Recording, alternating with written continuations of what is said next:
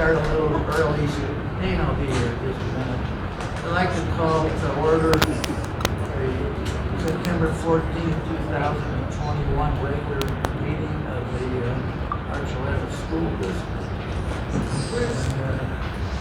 Can't hear you. Never heard that before. Excuse me.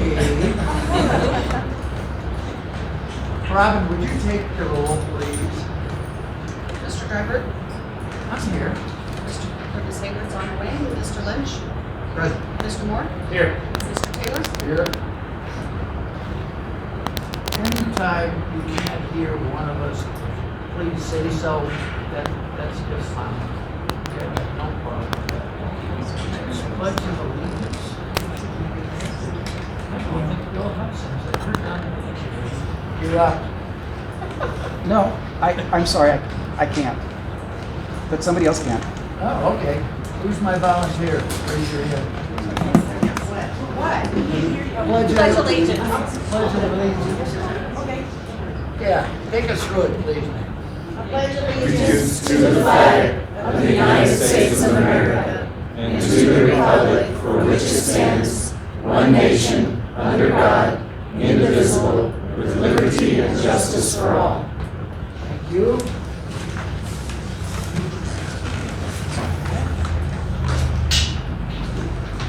Next on our agenda is a approval or modification of the agenda that's in our books. That's normally Yes, I'll move to approve. If you have any changes, as is, move to approve the agenda as written here in the packet. Do I hear a second? I'll second that. Any discussion? I knew this would happen. Robin? Mr. Dryburgh? Aye. Mr. Lynch? Aye. Mr. Moore? Aye. And Mr. Taylor? Aye. You missed literally 30 seconds. I just needed to wait a second. I apologize. No, please Next is approval of minutes. Do we have any corrections or additions? I'd like to hear a motion then. Motion to approve the minutes as presented for the last meeting. Second? Any discussion?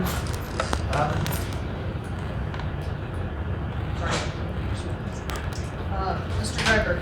Aye. Ms. Hayward? Aye. Mr. Lynch? Aye. Mr. Moore? Aye. Mr. Taylor? Aye. We have neither of our schools. Correct.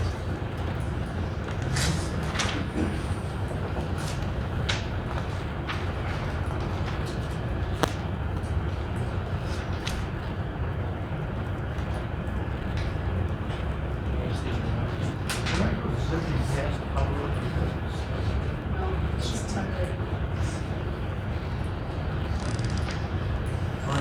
What order do you want to go in? Do you want me to read the public comment script and then? Before we we have- do public, I would like you to. yes. We have 5 speakers this evening. Well, I'll take care of that now.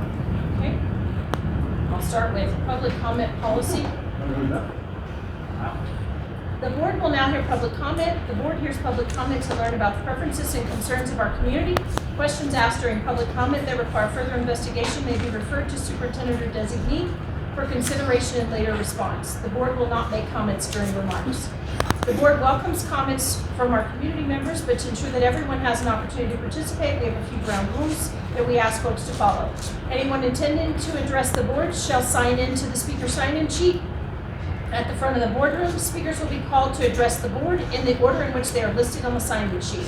Speakers' comments are limited to 3 minutes with a total time of 30 minutes for all public comments. Organized groups speaking on the same topic are restricted to a total of 10 minutes. To be respectful of everyone's time, we ask that you cover points not made previously. While we cannot limit individuals' constitutional rights to express themselves, we also remind speakers that you are responsible for your own speech. The board will listen with respect and ask those who address the board to do the same. In order to respect all persons when addressing the board, we request that the audience address issues rather than personalities. Profanity, yelling, fighting words, defamatory, or abusive remarks or derogatory language are out of order and shall end the speaker's privilege to address the board.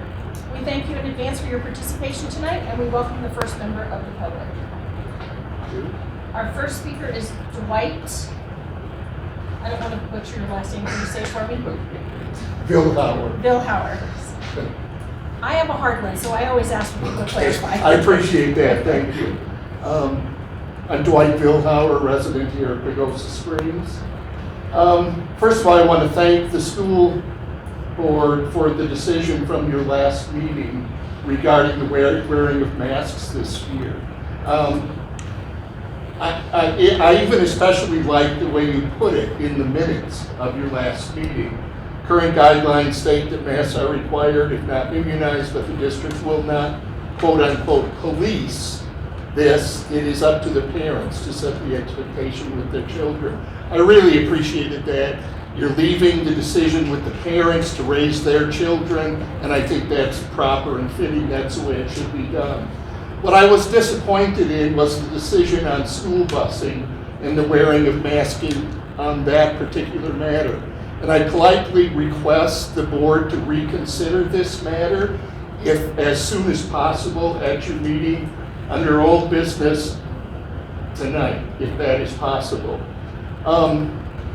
Your minutes stated it is a federal regulation that all mass transit, which includes school buses, require all riders and drivers to wear a mask regardless of vaccination status, and that being the reason for you decided to go ahead with masking on school buses of children ages 3 and up. This reference, I assume, that you are making to the federal regulation comes from the federal agency, the CDC. This is an advisory agency, not a legislative body. And there is a lot going on these days of court actions against the CDC, challenging their orders, their rulings, because they do not have the full force of law. Legal challenges to the CDC's orders have been many over the last few months. And I just want to list a few of them for you, and bear with me because this will lead to comments that I have to want to draw your attention to on masking in school buses. Many of you are probably aware of the CDC's attempt to extend the moratorium on eviction ordering by landlords. On May of this year, federal judge Dabney Friedrich wrote, "The question for the court is a narrow one. Does the Public Health Service Act grant legal authority to impose a nationwide eviction moratorium? It does not." That's how he ruled regarding the CDC's order on that matter. Upon appeal to the U.S. Supreme Court, it refused to take up the matter on appeal, and Judge Friedrich's order now stands. And so there is no extension of the moratorium on evictions according to the CDC's order.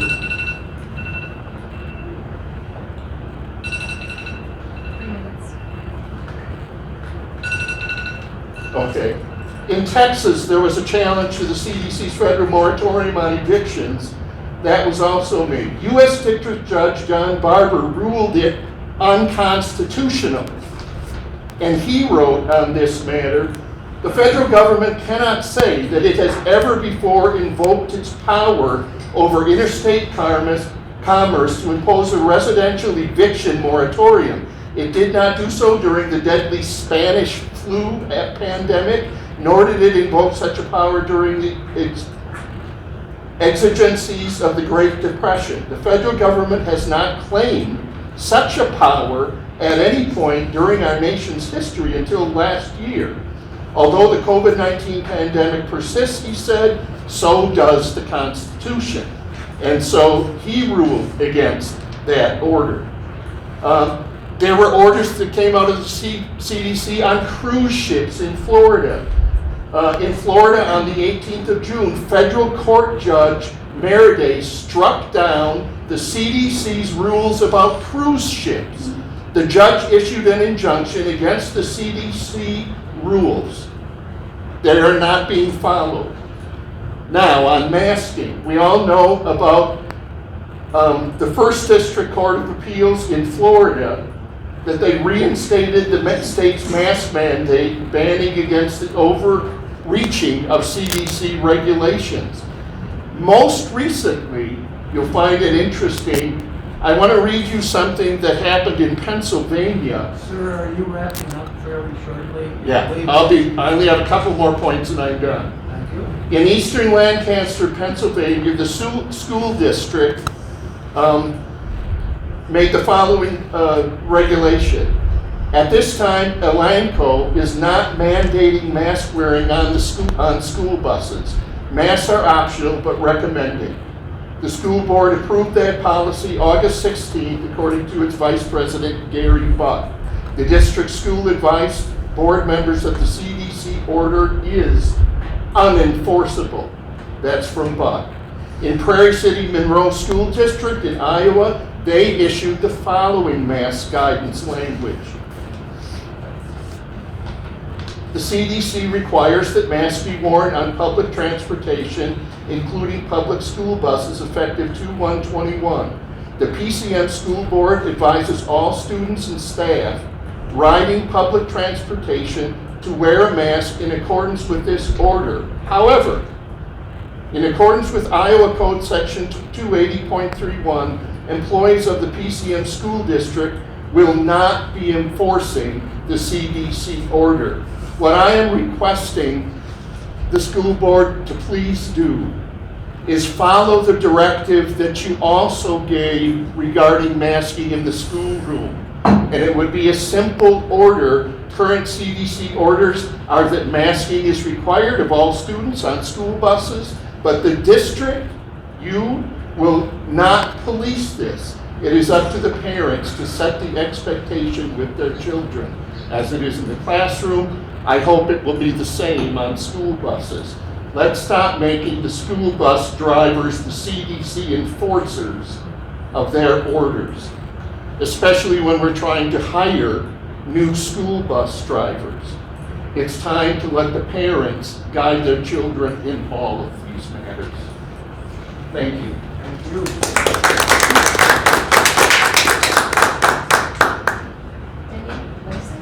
Denny. Did I say your last name right? It's Blaish. Leish, sorry. It's okay. Thank you all for being here. I just found out from a friend that there was a school, small town school in Texas, and just real recently, 4 of the teachers have died suddenly, and the 5th one is critically ill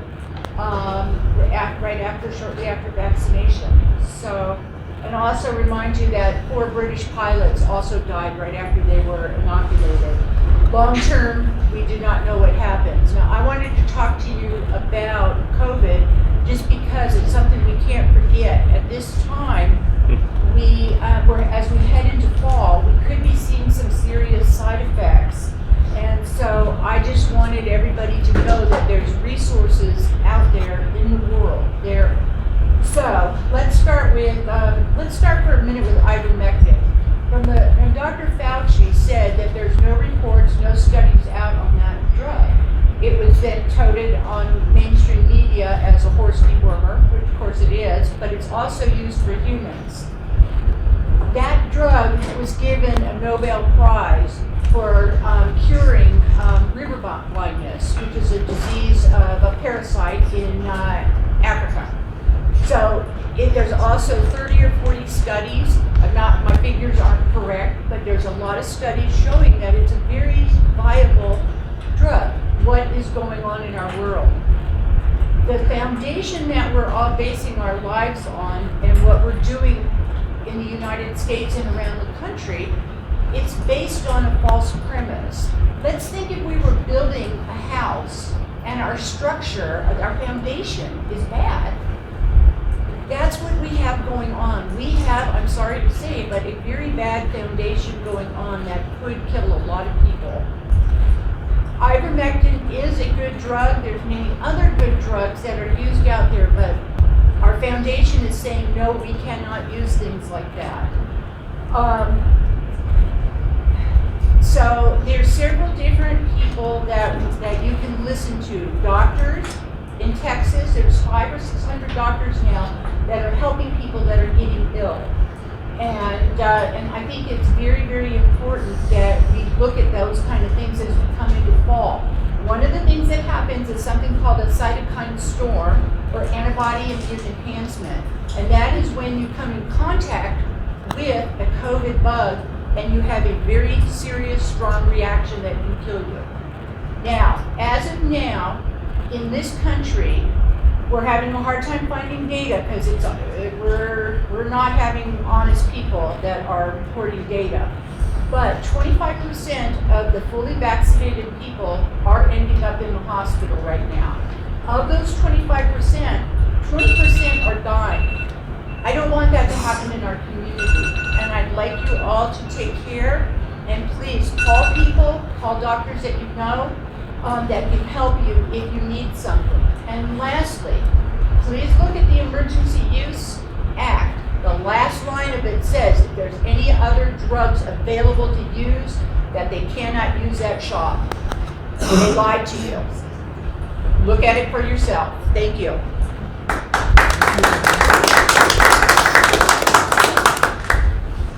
Roger?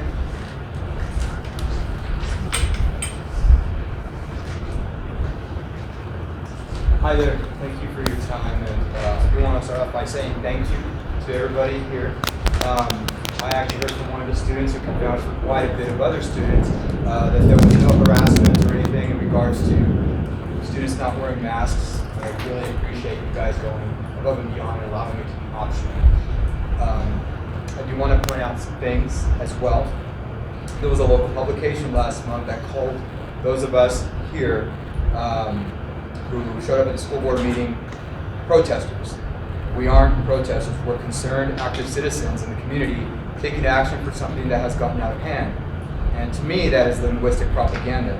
Persuade the community to look at us negatively, and would people question here, would people rather the community stay on the sidelines and allow decisions like this to be made without public opinion?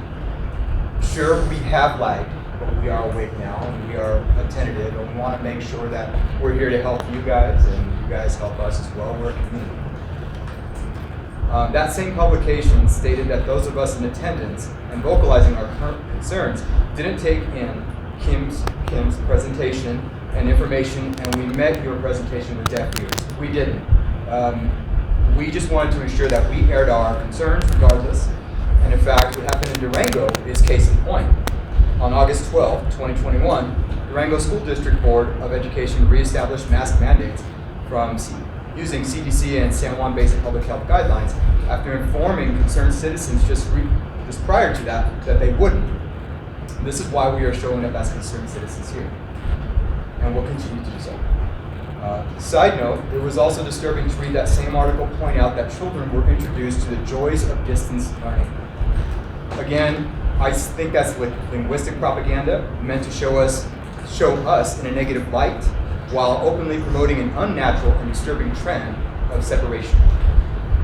In addition to us not being protesters, and as the article stated, quote, you will be hearing about mask wearing and so on, unquote, from us. We are former and current practicing medical professionals, farmers, tech professionals, realtors, scholars, cashiers, parents, etc., and we will be heard.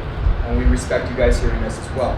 I once again reiterate the most important issue facing the council and citizens at the moment, especially in Archuleta County, conditioning. Conditioning is the full spectrum of the pieces we are talking about. Small pieces being vaccines, orders, masks, mandates, tracking. Conditioning is what's going on with the easily influenced and easily groomed children. This is a recipe for a downward spiral of government, authority, and worship. We don't want that to happen to our future, so that's why, again, we're continuing to take action.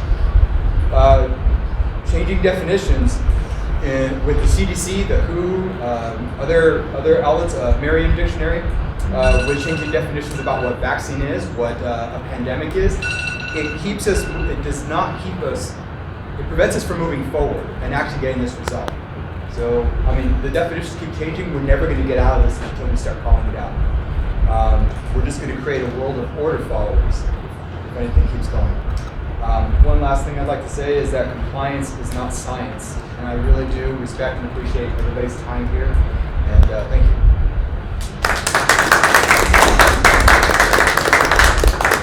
Bruce Jones.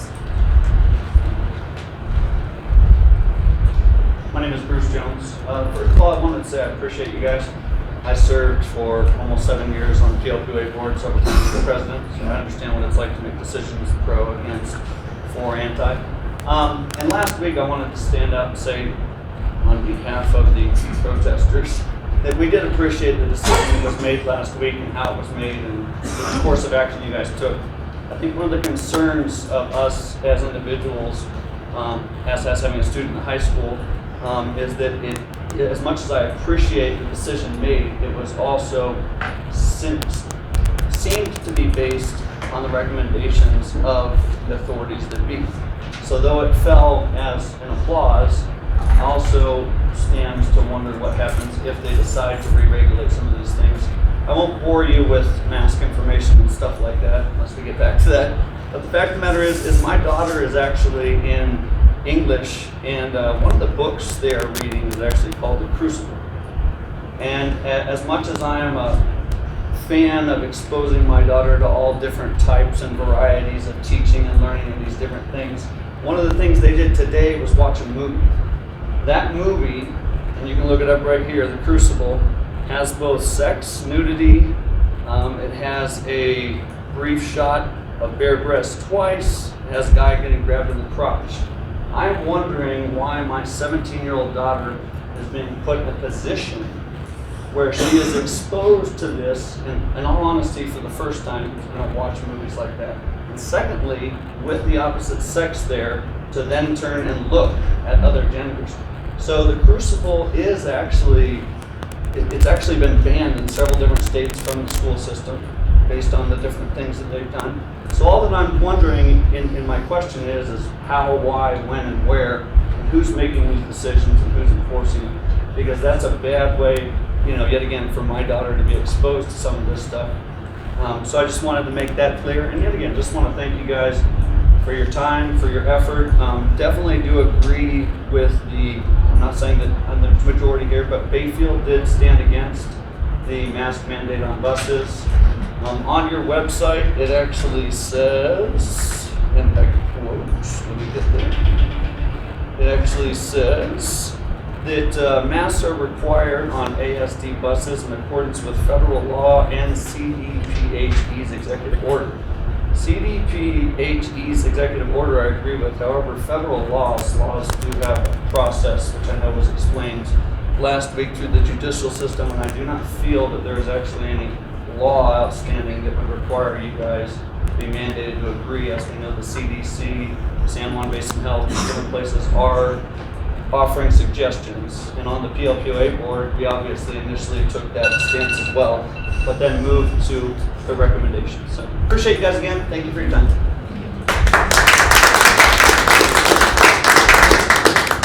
Bethany Jones. Hi everybody, I'm Bethany Jones, and I don't have a big thing prepared this month, but I might next month. But I just wanted to say thank you. I know last month I was saying how I felt about all of the COVID decisions and all of that, with a little bit of anxiety because my 11th grader just entered the public school for the first time ever. And I wanted to say thank you to all of you because her first week and a half has been fabulous. She comes home happy every day, which is great for all of us. But I also wanted to say, I really hope and pray that you guys will continue your stance to let the decision about COVID, testing, masking, all of that stuff be up to the parents. So far you guys have done that and we are so grateful. I hope and pray that you will continue that. I looked up stats today, I won't tell you all of them, but on the CDC's website, the probability that somebody under 18 will contract COVID and actually die is 0.002%. So I am grateful that you guys have let us make the decision what is best for our family, and I pray that you continue. So thank you so much.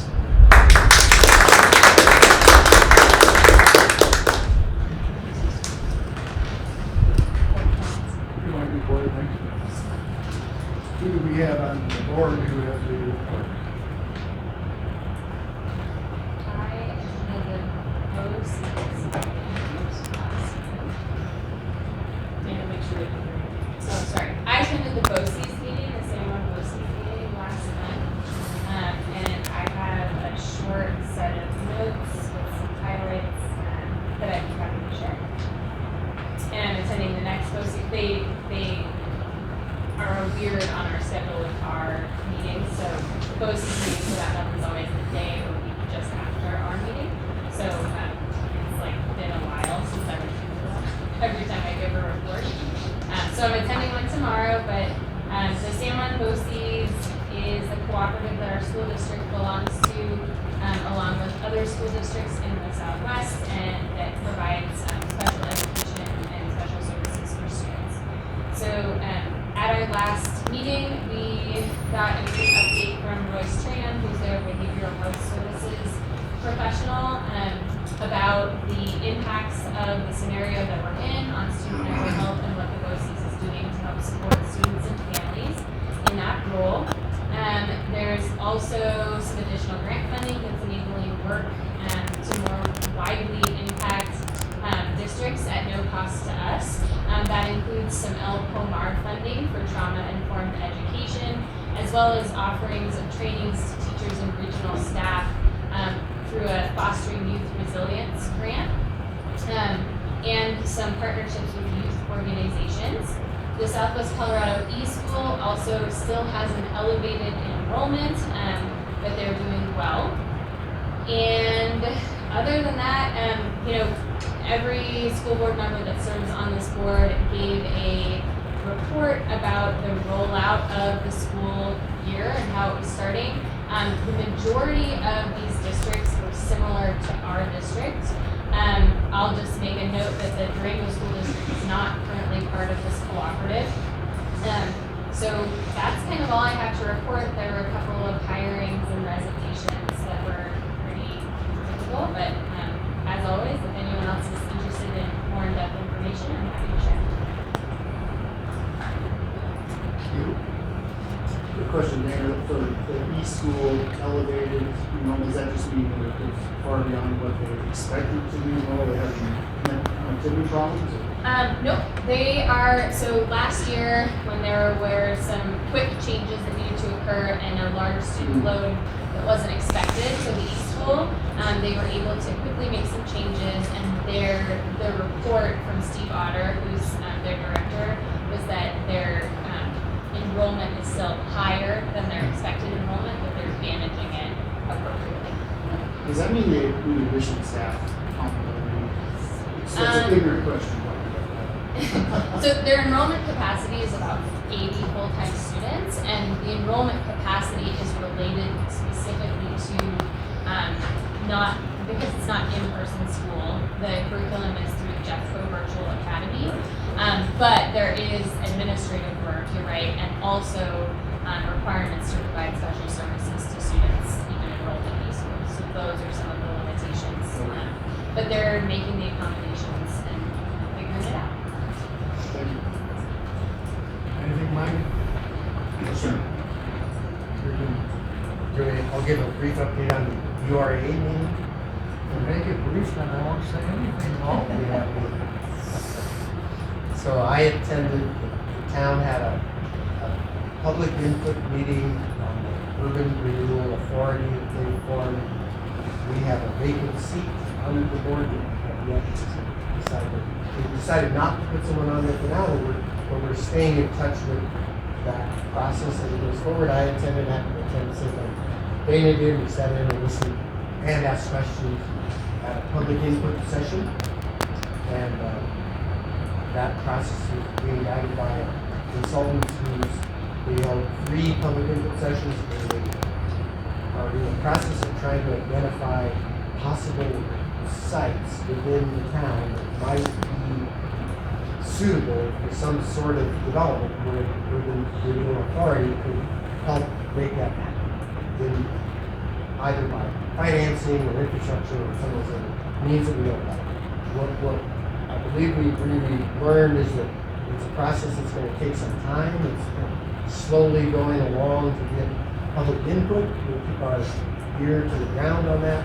There'll be a couple of other summarization kind of sessions this fall where the consultant will feedback what we got from the community and prioritize what looked like potential sites for some sort of development with the idea that some sort of mix of commercial / affordable housing would be the goal. That's what the town is saying, that's what the recruiter is saying. But they need a developer along with that identification process. So that's where it sits. We should keep continue to attend, anybody continue to attend, and we'll just update month to month on that for the next couple of months is my recommendation. Is that anything you want to add to that? Sounds accurate. Sounds accurate. Is that a real head on the bench or not? Take it as Thank such. you. I said I wouldn't say anything, and I won't. One of the subjects I was going to mention was the URA, but I won't because it's a good report. The other thing that I want to bring up, which is a CARE-driven delegate assembly, which is in far northern Colorado on October 23rd. This will be my 8th time that I've gone, and I've conned him into going with me because I'm term limited and I'm going to be out of here and sitting out where you guys are not here. But what I want to mention to every board member, and I'm perfectly happy to take comments in writing, emails, things of that sort. Please not at this meeting. All of us have our email addresses are on the web. So if there's something that you're interested that you think at the state level should be addressed, this is the meeting we're going to do. But I need from you guys anything you feel strongly on, anything you're really against, and a sentence or two as to why. So that when we go up there, we never ever say that we're going to do what the rest of the board says, because we learn a lot when other people get up and talk. So, but we'd sure like to hear from our outgoing board. If there's anything that you would like to let us know, emails would be great. Anybody have any questions? Everybody's got one of these, right? Thank you. It doesn't get any shorter, but Bruce, if we want to bring something to you, if we communicate at the delegate assembly, when would you like that by? What's the last?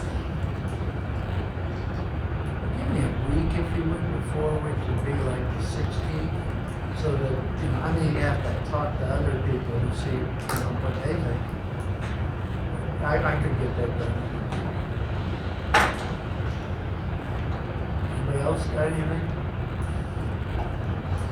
That's it for me. My turn? Your turn. I apologize, it's long. I have a few things. As you can imagine, last week was the first week of school. One of the most interesting things for folks this time of year is enrollment numbers. We're always following those, and I have to say a huge thank you because it takes a Herculean effort from our leadership team of each school to literally go count, because while we have Infinite Campus where we have students enrolled, there are students that have left that haven't necessarily told us that. We have students that enroll and show up in that first week of school. So that data isn't necessarily clean. We really have to go and find out each student that's in each class to know where we are with numbers. Right now, when we count up all of our students in our elementary, middle, and high, family school, San Juan Mountain School, and we do have 37 students that are enrolled online fully. That was a family choice that folks made for this year. We've got what would be about 1,520 students at this point, compared to when I look back at last year at this time, when you look at the October 1 count that we gave you guys was 1,475. Now that's human beings in classrooms, which looks different than when Mike does all of his calculations on how do we count the numbers of kids. But as I compare it Mike and I calculated an estimate of about 25 kids up over last year. We're actually at about 41 kids up over last year. So numbers are looking pretty good right now as far as that goes. We had intended to do a Colorado measure of academic success growth data for you all this evening. The problem was that we didn't get growth data until yesterday from the state, and so that makes it a little difficult to put together all of those graphs. However, I did want to be sure and share a couple of things. We will do a full analysis next month, but a couple of bright spots that I thought were worth noting. The state calculated 2 different growth ratings this time. Normally they calculate a growth rating on all of the kids that take the test, how much growth that happens from the kid who made the least amount of growth to the most amount of growth, and the 50th percentile is at midpoint, right? Well, this time they did 2 different measures. One measure was against students, right now, everybody who took the assessment in the spring with a COVID impact. Then they took it and compared it to prior to COVID, what would the growth model look like? What would the growth numbers look like? Because they wanted to see what's been the impact of the last year and a half with students being in and out of school. So we have language arts data for grades 5 and 7, because those are the students that have taken it more than once, right?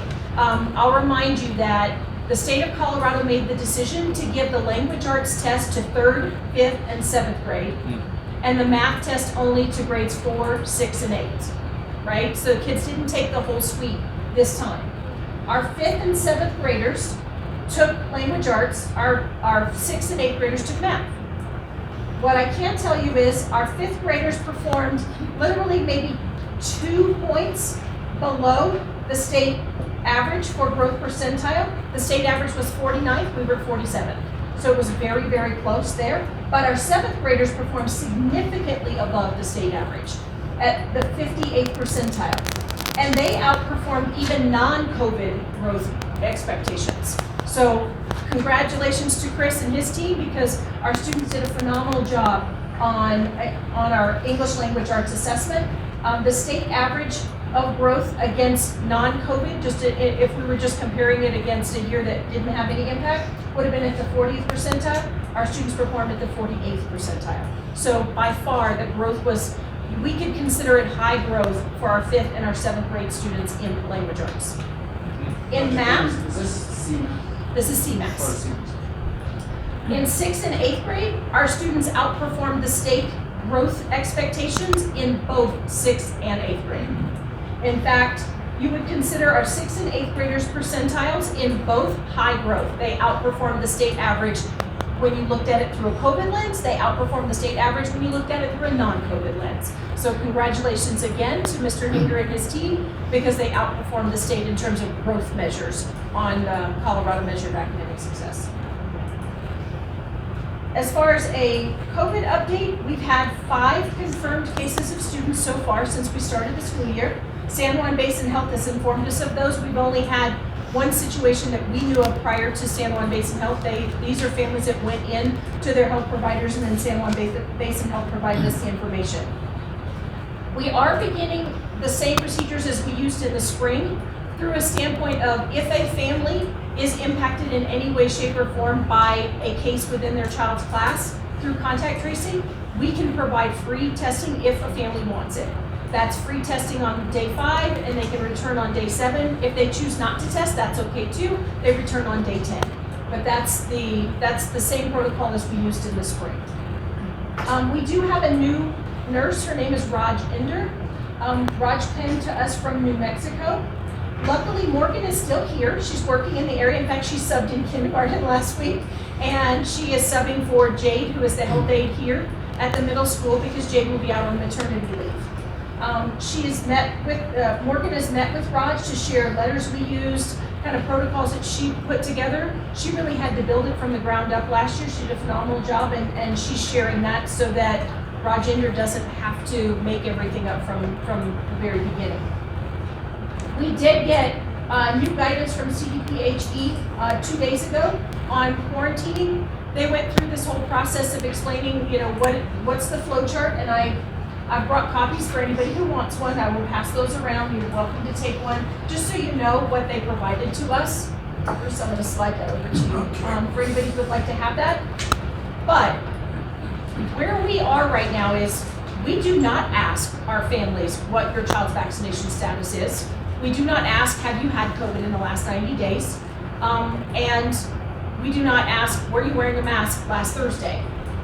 In the guidance that we get from CDPHE, it says that if a student is in a class with a confirmed case, we will inform a family that your child was in class with a student who has tested positive. It is recommended that you quarantine, the whole process like we did in the spring, unless if you have been fully vaccinated, if you have had a confirmed case of COVID in the last 90 days, or if you had a mask on, you do not need to quarantine. Don't worry about it, business as usual.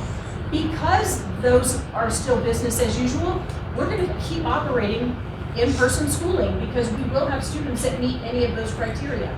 And ultimately, we're again asking parents to make that decision for their kids, and we'll send the letters home and let them know, because we don't know that and we don't want to ask that at this point. CDPHE continues to recommend that we require masks, but the state and the governor has not issued a mask mandate. Our community, as you heard tonight, does continue to support our decision to allow parents to decide, and so we're continuing on with that. If that changes from the state level, we'll have to have a conversation as to how we want to proceed with that. But at this point, I would recommend that we continue with what we're doing because it is a recommendation from the state, not a requirement. For the last 6 days, I have to say I have huge respect for and gratitude for our bus drivers and Lori and frankly Laura, because they've really had to work through a whole lot of bugs. It's been an overwhelming challenge so far this year. Lori's worked hard to collapse bus routes, to loop routes, but the truth is, and Tim, you asked me this earlier, we are down 7 bus drivers. At this point in time, we have 2 folks that have injuries right now that can't drive, and then we're short folks. With no potential applicants, we've expanded advertising, we've increased wages over the last year, still no impact.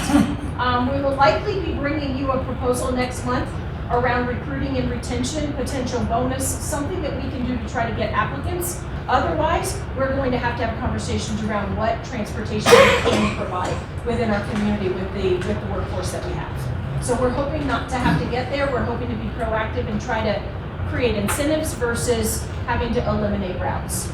But so far this year, we've had late buses every day.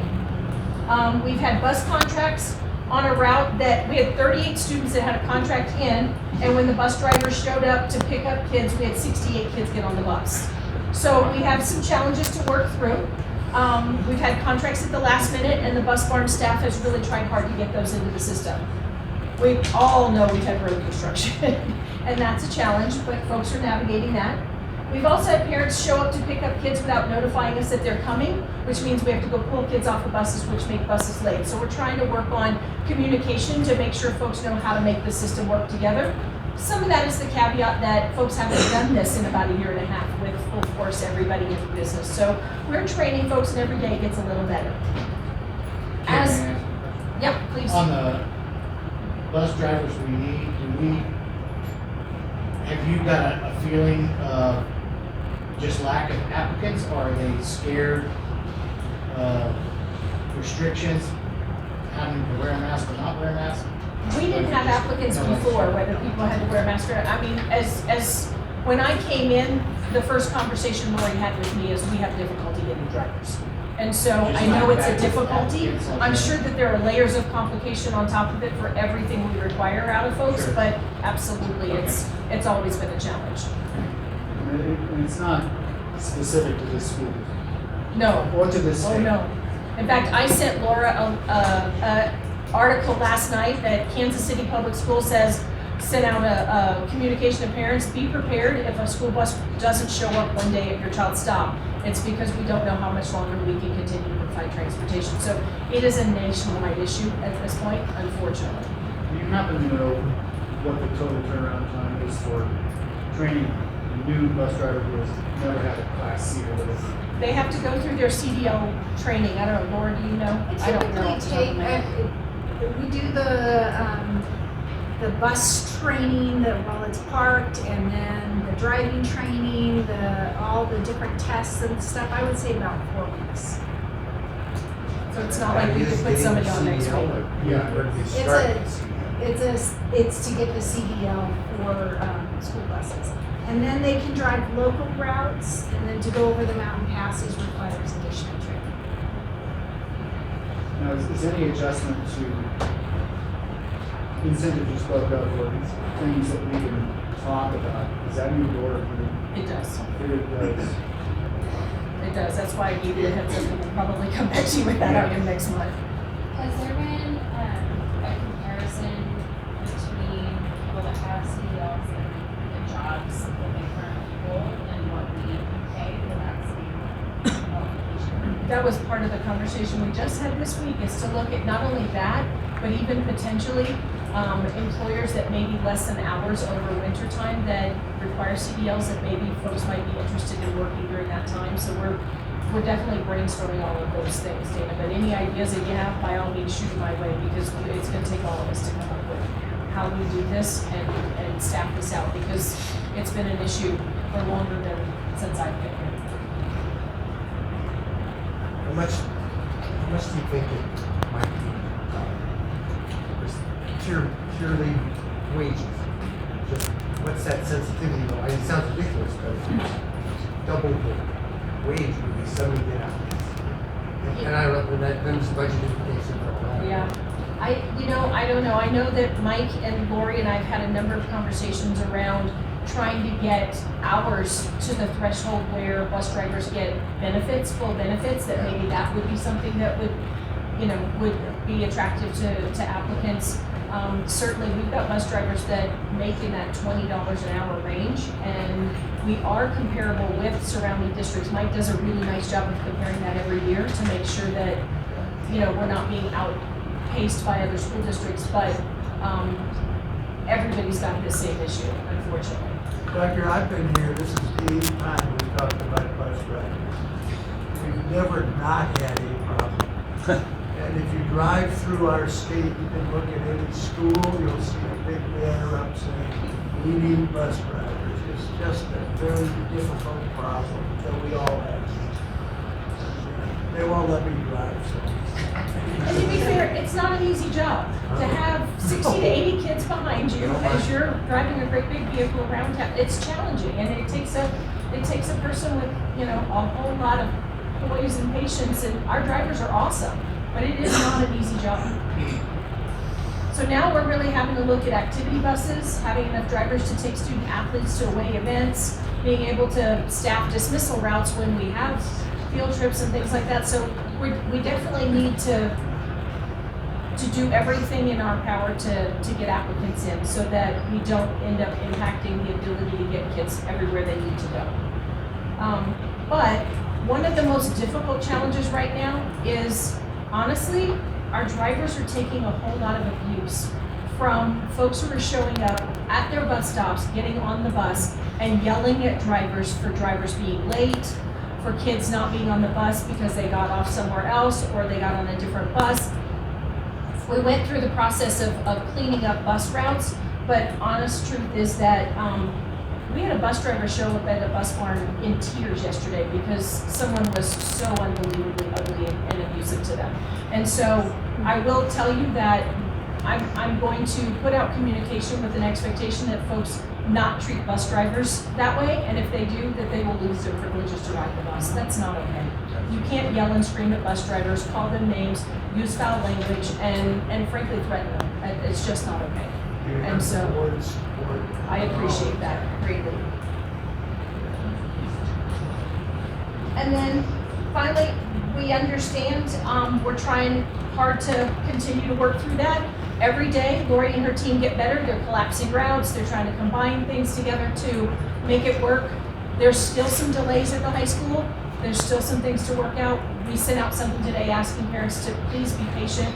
We don't want to have to end transportation for some routes because we know how much parents depend on that. We also recognize with gas prices at $3.50, it's hard to drive kids, people who have to drive a long way. That's costly. And so we really want to continue to provide that service. We would just ask people to please be patient as folks work that out. And finally, to end on a positive note, we received final approval on San Juan Mountain School. They are officially an alternative education campus, authorized by the state of Colorado. They are now operating in their new facility, and I have to say, huge thank you goes out to Josh Sanchez, Dan Britton, Todd Stevens, Stewart.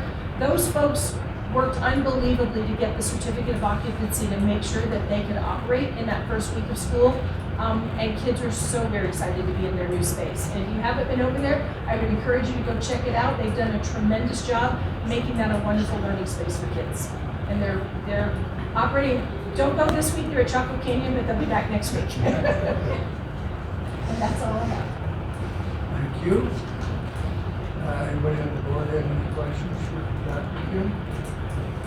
If not, we're moving on to the assessment calendar. And I made it. You made it. In time to present the Were assessment. you driving a bus? I was dealing with the parents.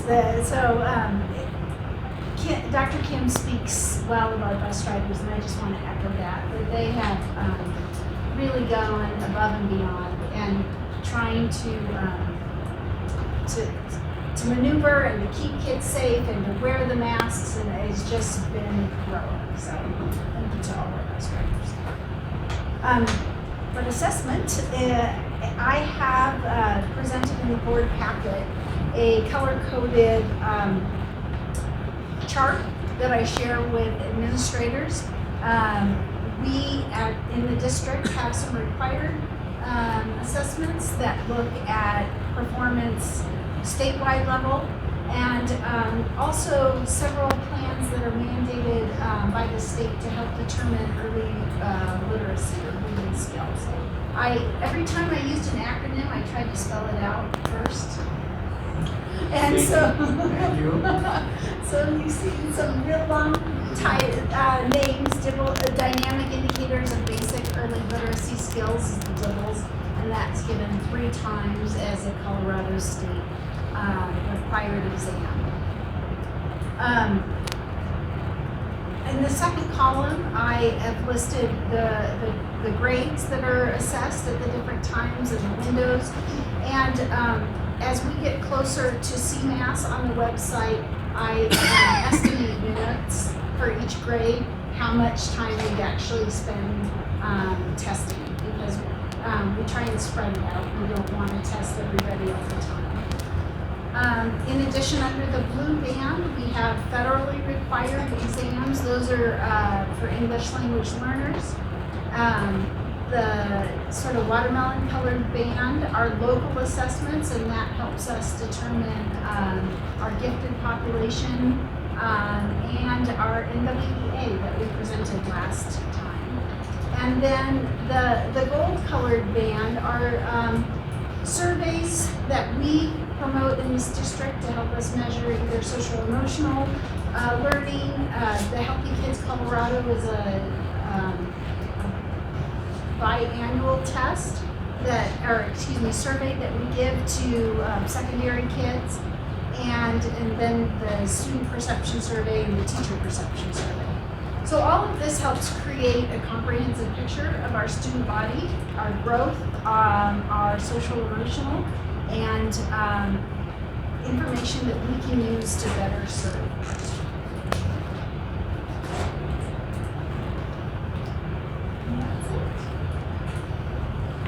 Any questions?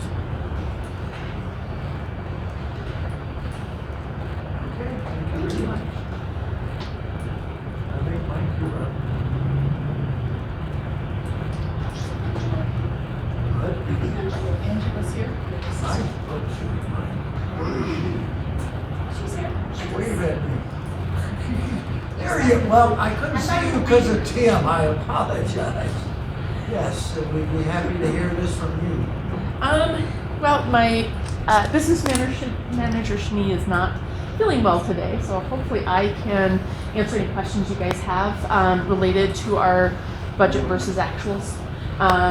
The one thing that I guess I would love to point out that we're very proud of is that in a very difficult year, we actually had a positive change in our fund balance of $82,761.16. And that allows us to put a little bit more money back into the reserves for our renovations that will begin in May as a match, a continued match to the BEST grant, in addition to putting in our required Tabor reserves in addition.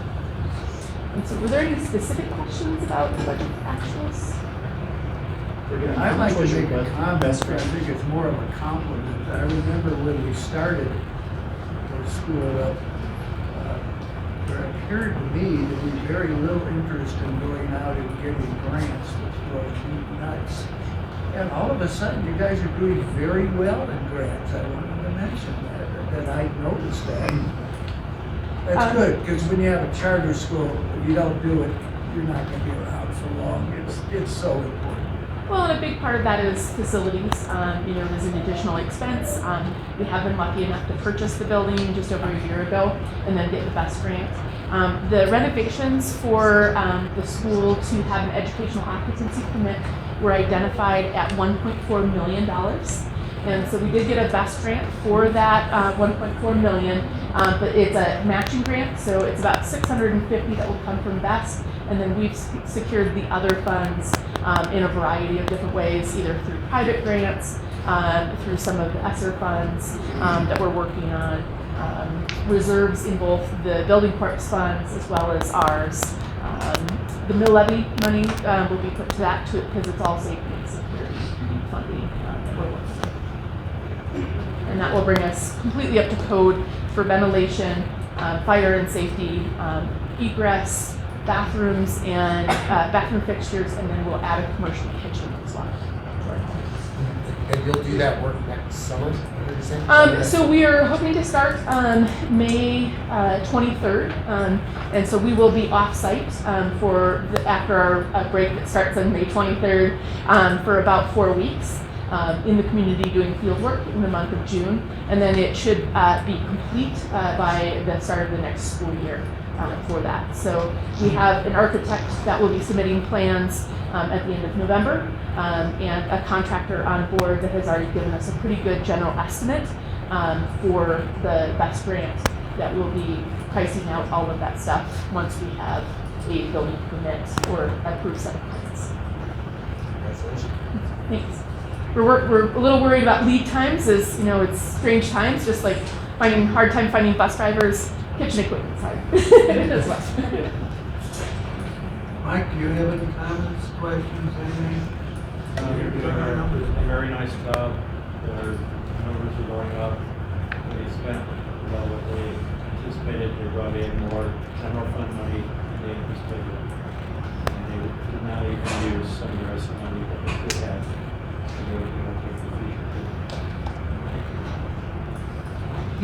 Like he says, you probably figured out it's important to us. Yes. we reach out to Michael on a regular basis to get advice.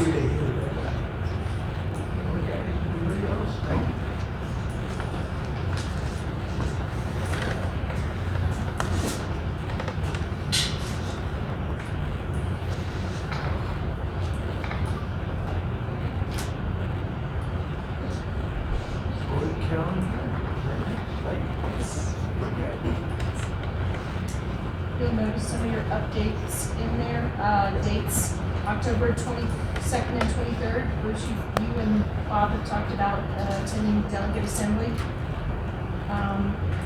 Just reminder, folks, December 2nd through 4th on your calendar, CASB's annual convention is coming up.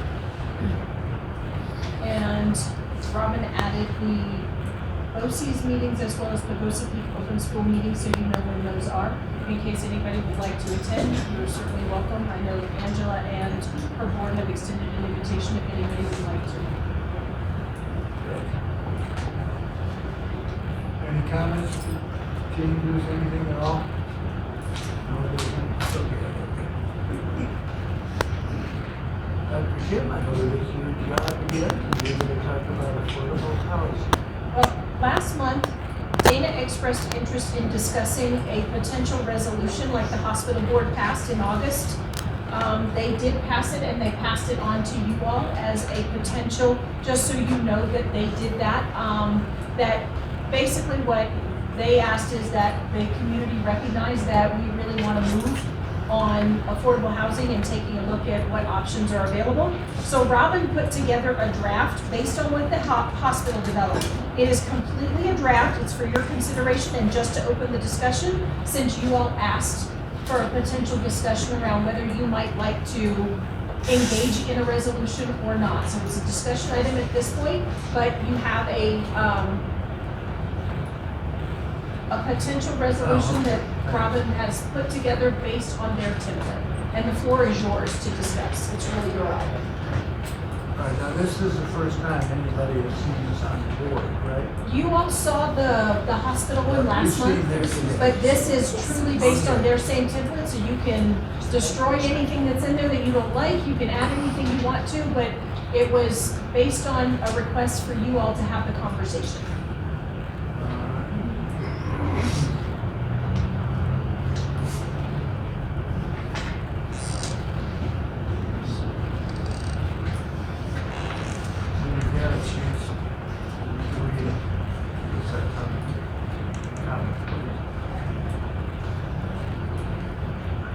Louder. I already read it earlier. Okay. In our board packet. I haven't read it as well.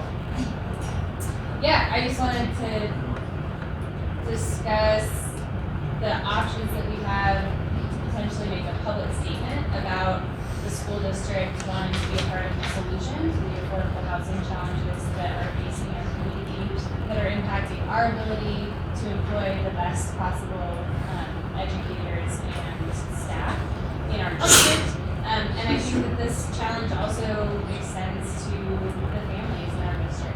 So it's important that we recognize the problem and help be part of the solution, which is why I thought this Mike?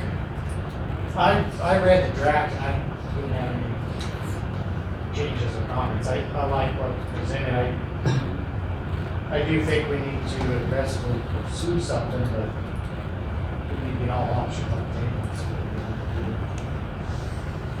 I feel that a resolution will help us start somewhere with looking at potential solutions and working with other partners in our community. That's why.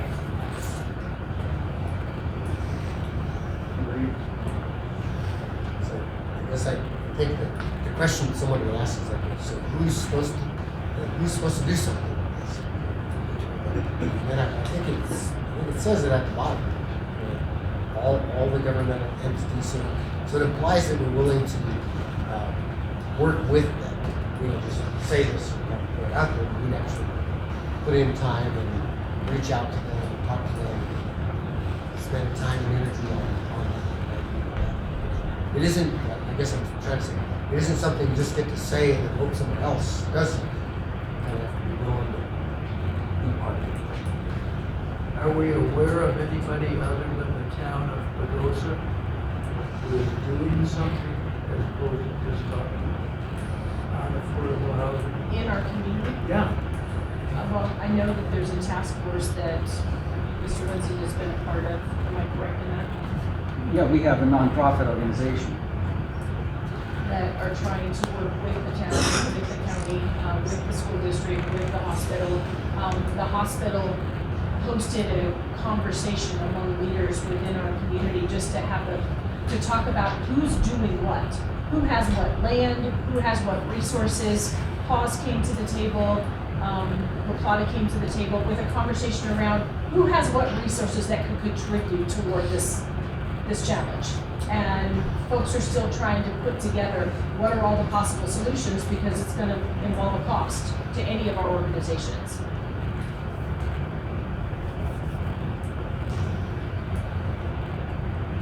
I don't have anything against the resolution, but I would like to see us put all our efforts to actually doing something. I mean, I've been seeing this kind of stuff for years from various groups that have been together, and somehow the bigger you make it and the more people you bring into it, the more difficult it is to make progress. I think that's not unusual. And if we're going to do something with our students, I don't want to share that success with anybody else. I'm sorry, that's just me. I mean, I want to share it with them, their teachers, etc. I don't want somebody coming in from, and I know somebody at all of these, they don't get to ride on those coattails. I don't think. If you guys want to pass this, go ahead, but I mean, it's just more words as I'm looking at it. Tell me I'm wrong. Tell me that people are actually moving ahead. What I'm seeing out there in the workforce is that individual companies are doing their own thing to try to provide work or sustainable housing for their workforce. I don't think there's anybody here who would say we don't have a serious problem with affordable housing. I certainly would never say that. The question is, what do we do to start building houses? I noticed that Habitat for Humanity is going to build one house again this year, that they're doing for 19 years without building it. We need to build 10. We need to do something that's aggressive. Dr. Kym has mentioned to us in previous meetings, we had some teachers who accepted a job here and found out that they couldn't find anywhere to live. So I don't want to argue with anybody as to whether we need affordable housing. The question is, how do we go about it? What's the best way? And I'm real happy to hear other people's input. I think that, for me, this resolution is a nice diving in point to create a working group or to have one or more of our board members get involved in community discussions and working groups like the hospital is having, the Pagosa Housing Partners having, the town is having, and Habitat for Humanity is involved. And I think there are mechanisms and we're trying to gain some traction, and I think that our involvement, I agree with Bob. I think that this is a diving board, and we can decide if we want to dive in. And I think if we were to pass a resolution like this in a future meeting, it's offering us a formal in, and it's the board saying, yes, we would like one or more board members to be part of a community task force or group that's working to solve this problem. So that's why I think this is not. So we're if we pass it, we're committing to action. So this is just discussion.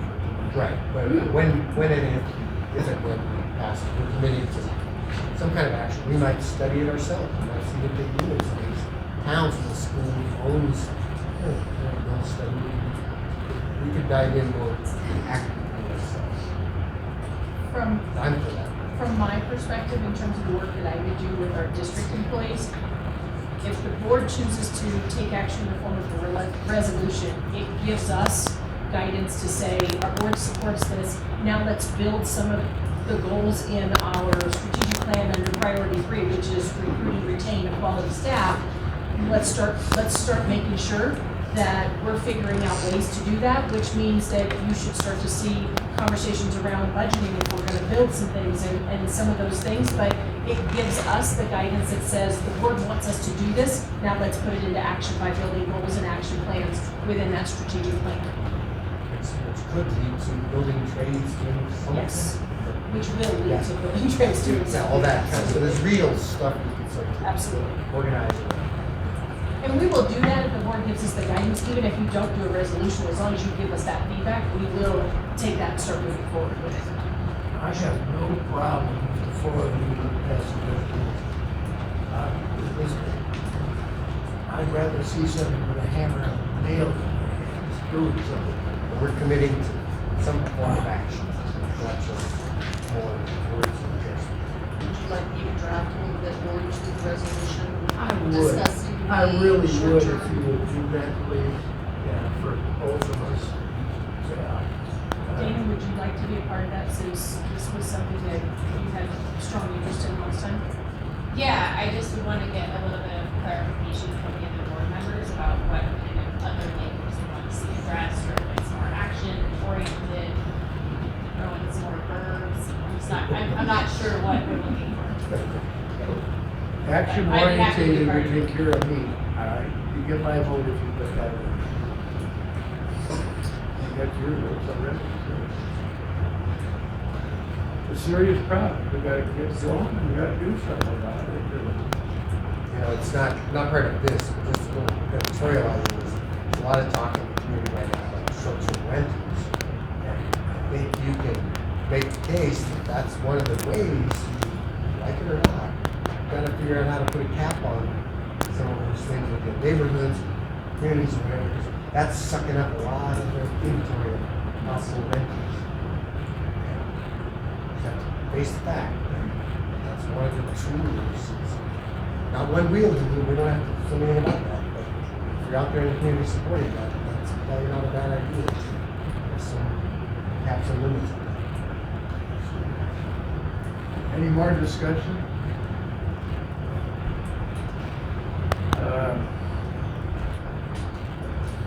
I wanted to thank again Brenda for her good work. If it's something that we like and looks really good, I know that she participated. And I know some of the rest of you get involved too, but thank you. You do very good work. I appreciate that.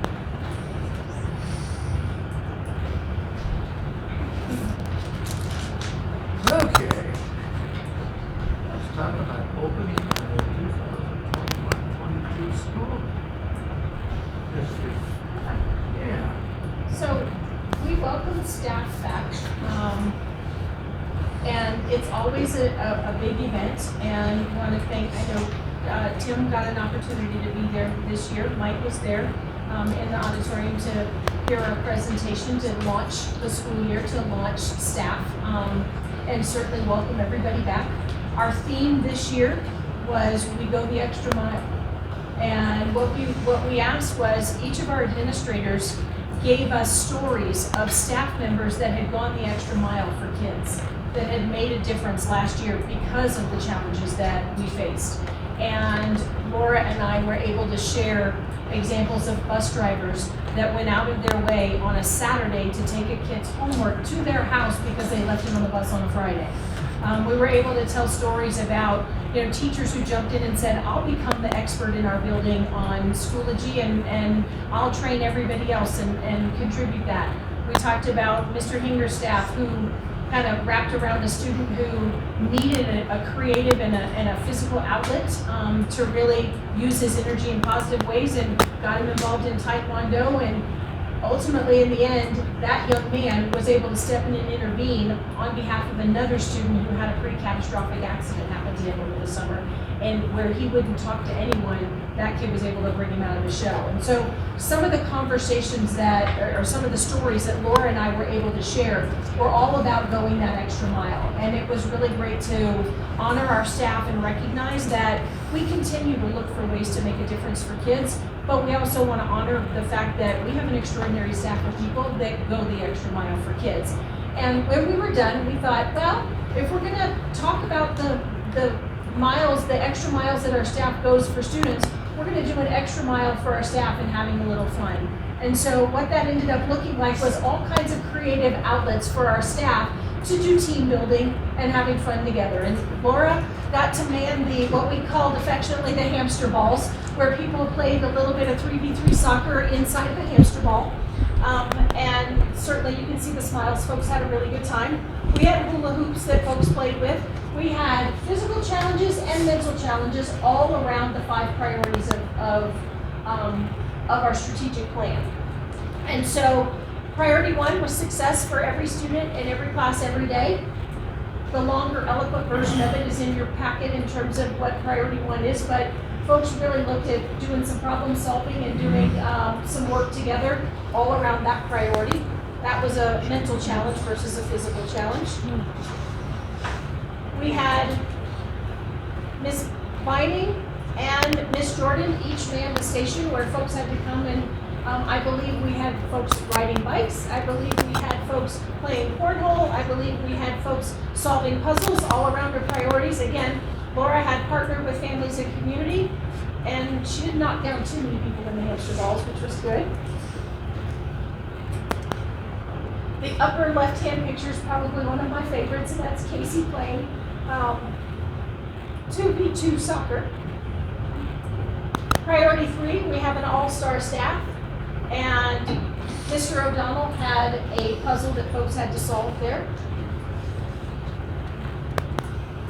You can see folks working together. Priority 4, we use our resources well. Stuart had folks playing yard Yahtzee, where they were having to do math, because we figured math was certainly equated to using our resources well. And they also had a physical challenge where they had to do the lava river, had to avoid the lava river, and they had to work in a team. Priority 5 was continuous improvement. Mr. Hinger had a really large, what did you call it? What's it called? Omnican ball. Omnican ball, which really is a big old heavy volleyball that's about 6 feet in diameter. And they had to work together to get it over the net, back and forth, almost like an in the air four square game. And folks had to work together to see how many times they could get it across. This was after all of our presentation, after all of our assembly together, after we really talked about the theme of the year, we really talked about the priorities and how they manifested themselves in all of the work that we do. And then we gave staff a chance to do some team building, play together, have a little bit of fun, and then they went back to their schools and really delved into their school's data, how the priorities influence the work that's being done in all our schools, how we used our time well this summer around professional development, and how that factors into the work that we're going to do. But for about an hour, we really played together and made sure that folks had a really good time to launch the school year. And as you can see, each of our staff members got we go the extra mile for kids that they can wear on Fridays as part of a spirit week. Each week we try to honor staff on Friday and have them wear their Pagosa spring shirt. And folks really appreciated getting that. As you can see, they celebrated that at the end. They had to get through all 10 stations in order to get their shirt at the end. So they actually did a mile all the way around the bus loop, doing each of the different skills and challenges that they did. We laughed and What if said, they were on Tuesday? they are trendsetters. In all seriousness, they had a great time. One of the things that, we laughed about our veterans saying, Dr. Kym, last year I dressed up for the first day and you had us doing an amazing race all around town, so I learned this time I wore my shorts on this day. And of course our new folks are looking around going, wait, what are we going to do? And so we're looking around that, there's always going to be something fun that launches the school year, that brings staff together, that allows some team building, that really helps folks go into the school year with that positive culture. And we were really appreciative that when we brought in our professional developers this summer to work with our staff, the time and time again, the response we got over and over was, you guys have a great positive culture among your staff, and you can feel it, the way people work together and they encourage each other. And part of that is really the team building that we do. So that was the start for our staff. But our students started just a little bit before that. Let's see if I can turn this one up. Miss Jane put this together for us. Jumpstart was, as you know, 2 weeks prior to staff being welcomed back, and we really wanted to give kids an opportunity to make friends, get to know their teachers, do a little bit of academic building from summer, atrophy that tends to happen as we don't spend a lot of time reading all the time. And also let them have a little fun, getting outside and certainly enjoying that together. So Jumpstart, our students had an opportunity for 2 weeks, 120 elementary students, 65 middle school students, 128 high school students, and 10 San Juan Mountain School students all participated in our Jumpstart. It gave students opportunity to recover credit if they were behind or maybe didn't pass a class last year. They got skills practice. They also got some social emotional support, teaching them how to make friends so that they start the school year in a positive way. We had Spanish, We had science, technology, engineering, arts, and math. We had PE, all things kinder. All of those were elementary opportunities for students, and kids had a great time. We had kids playing with drones. We had kids making new friends, creating projects. They practiced learning to follow directions, especially in a kindergarten classroom, and that's important. You can see folks with hands-on projects was really one of the things that was a part of our goals. Drones, airplanes, rockets, and robotics. PE focused on fitness. In Spanish, they made piñatas, they did rhythm and tempo. They also worked on following directions. Almost piñatas. Uh-huh. That's a lot of piñatas. It is a lot of piñatas. And then in the middle school, students got to participate in Forest to Faucets, which was outdoor learning. And we had Pirates the Musical. If anybody got an opportunity to see that, our students performed down by the river in their little amphitheater. They did a phenomenal job. Considering they only had 2 weeks to prepare for a musical, they did a fabulous job. The music was great. Kids had a great time, and they had a pretty nice audience as well. In Forest to Faucets, you can see they studied water from watershed and river ecosystems, discovered where our community gets its water, how we treat wastewater, and they did field trips, and they engaged with our partners at Cause. As you can see, they built their own set, they learned music, memorized their lines, and they had to compile their costumes. Here are a few shots of Pirates the Musical.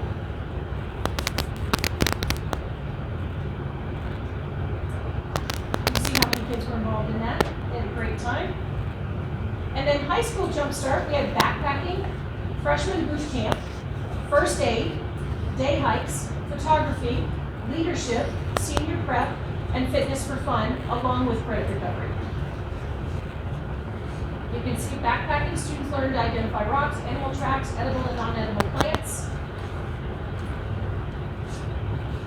building connections. Backpacking trip, you can see 5 students went on that with Mr. Kurtz. Where'd they go? I don't know. To hunt fish. I saw them when they were, go I ahead. kinda wanna know. Like to know, yeah. Yeah, right? Turkey leg. Turkey leg, okay. Turkey leg, that's a long one. It is a long one. That's not just turkey leg. Up a skip. Yeah. Yeah, you have to really wanna get there. Right? And then we had students that took a first aid course, a 4-hour, they got certified in first aid. We had day hikes and photography class. They went to Coyote Hill and Opal Lake. We had freshman boot camp, which was a 2-day program, offering freshmen a chance to build team building, fun and games, learning all about the high school, getting around, getting to see orientation, where things are. They made tie-dye t-shirts for their color for their group and advisory.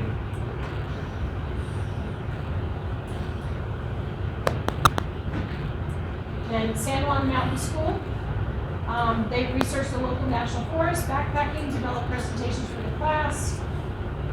So our jump start into the school year involved a couple hundred students. We were really pleased that we had as many kids as we did. We hope we're going to be able to do this again next summer and get more kids involved, because it really was a nice soft start, especially for our kinders. It definitely reduces the number of tears on the first day of school. So thank you, Jane, for putting that together. That's because all the tears on the trail. There you go. On the backpacking trip. So that was the start of the school year, but I wanted to make sure you all got a chance to see, because our kids really started off on a nice foot and our staff really started off on a nice foot. Really nice. First time doing it was a big success. Do you Yeah. guys have any questions for Dr. Kym? No questions, but those two things are huge undertaking, and I know all of you are involved in a big way. And you have other my things, I'm not sure. I don't really know how you did it. It was truly a team effort. You see staff sitting in this room, everybody had a part in that, truly. It really was a team effort by the leadership team. Because you had to design it from scratch. We brought people together a few days ahead. We let folks design it and have the planning time to put it all together. Kids went till about 12:30 each day, and then teachers had the afternoon to plan for the next day. day so that it could continue to be really hands-on and rich and really participatory, which was one of our goals. So you have plans for the hamster ball and everything? You know, we have schools that have asked for them, so we definitely know that people are using them. And it has dibs on them for a science lesson. I said you have to share, so. But all of the games that we invested in for our staff's first day, we have put into our schools so that our schools could use them for advisory, for pep rallies, for whatever they would like to do, they can use them. They're all available to them.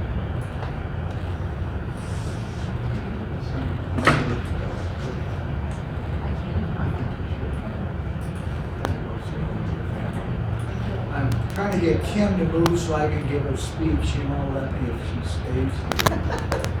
I wanted to share with you folks how happy I am that you show up, and I hope that you do that in the future. Your group has shown up twice, and no other group has shown up the first time. The way we know what's going on in the community is you come and tell us, and if you don't, there's some things we're going to miss there. So, doesn't mean we're always going to agree, but we'll agree from time to time. And, if you can't make it here, call somebody on the staff, call a board member, tell them what your concern is. And what really gets me going on this is I'm looking at all the horrible stuff happening with schools, primarily in the East Coast, where they're having fist fights at board meetings. And we don't do that. We encourage you to show up, we listen to you, and from time to time, we actually change our minds. So please keep coming back. Good to see you all. And CrossFit, I have to talk to you about your t-shirt before you go home. And you'll know why after we get together. That's the end of my speech. Okay. I think that looked like a lot of fun. I sure don't remember doing that in school at the turn of the century when I was there. Consent. One room, right? That's it? Your school was one room? We had 2,900 people in my class, believe it or not. And I know a lot of people who did go to one room like that. Consent agenda. Questions, comments, changes, whatever? I did have a question.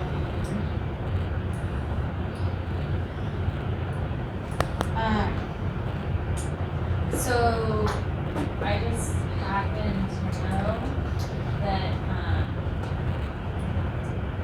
Andrew Gwynn is not an elementary school teacher. And Well, how would you know that? on our consent agenda, it says that elementary school jumpstart teacher, and same with Julio J. So I don't know if that's just like a cataloging thing or something that's going on in our system.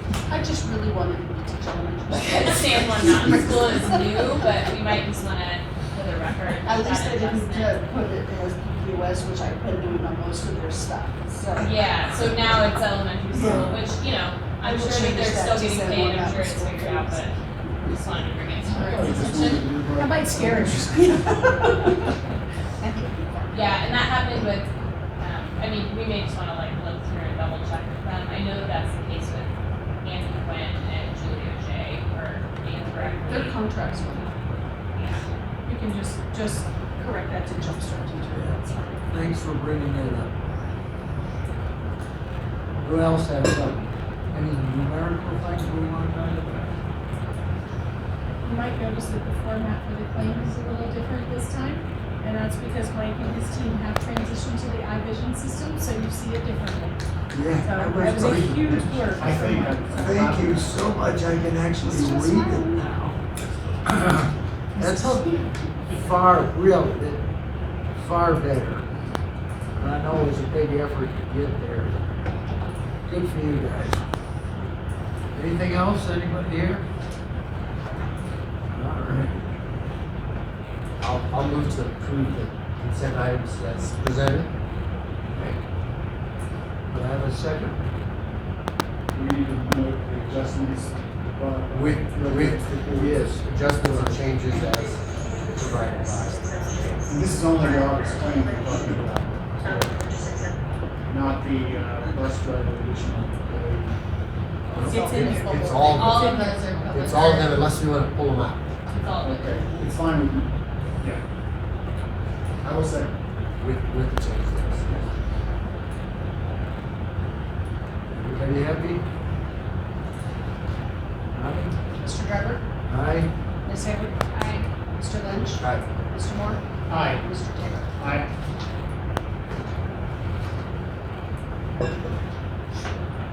We're moving on to action items with discussion. Are we not? District strategic plan. So what I decided You to. got more than we shared. I know. That's what you paid. Yeah. I brought forward just the vision and mission and priorities, and you'll notice that it's on the one pager that's there in your packet. We have pages and pages, which I did share with you at the last board meeting, the start of goals that are under these priorities. But we also wanted to have enough time because it was a longer meeting and we didn't have a chance to engage as much as I would have liked to. I'm just asking you to take the step on the vision, the mission, and the priorities. And then over the next few months, I want to bring chunks of the goals so that you have a chance to weigh in on those. You have a chance to ask questions. You have a chance to add to any that you want to see. And we'll continue to make sure that that whole thing gets built out in a way that it makes sense to you all and you support it. So I'm just trying to take it one step at a time, if that's okay. I think that's worked very well with the policy, so we might as well keep kind of doing that stuff, even though a lot of it was allowed, I think, for mentioning policies. Next. Anybody have anything you want to bring up on this subject? I do, for the strategic plan. And I sent some comments to Kym LeBlanc-Esparza earlier, and I realize this is all we're approving. This is all perspective, and I do understand that. I did have a few things just to bring up. One of the things that you just mentioned is that a strategic plan, I presume, is going to be a dynamic entity, which means it's going to change. And therefore, once we approve that this is the way we want to proceed with the plan that we have presented in your PowerPoint last month, that we will get updates, of course, as you just mentioned, but that we're not going to have on the shelf a plan that's going to rot or hit dust. And I'm very happy about that, because honestly, I think this is one of the most important things that this district is going to enforce the next 5 years. That's how strongly I feel about how I'm grateful for what you guys have done so far. Because even in the PowerPoint, it's clear that a lot of work is already done into setting the stage for where we're going to go, and that might change given circumstances or what didn't work, what did work. So I think I can save my discussion items for another time, and I understand that that we're just going to be morphing as it goes along. But the thing that I would request that when we get updates is that they are succinct and to the point as possible. That's a no-brainer. But a large dump of information at one time that's over the heads of everyone who's not in education, it's just difficult to keep track of. So that probably goes without saying.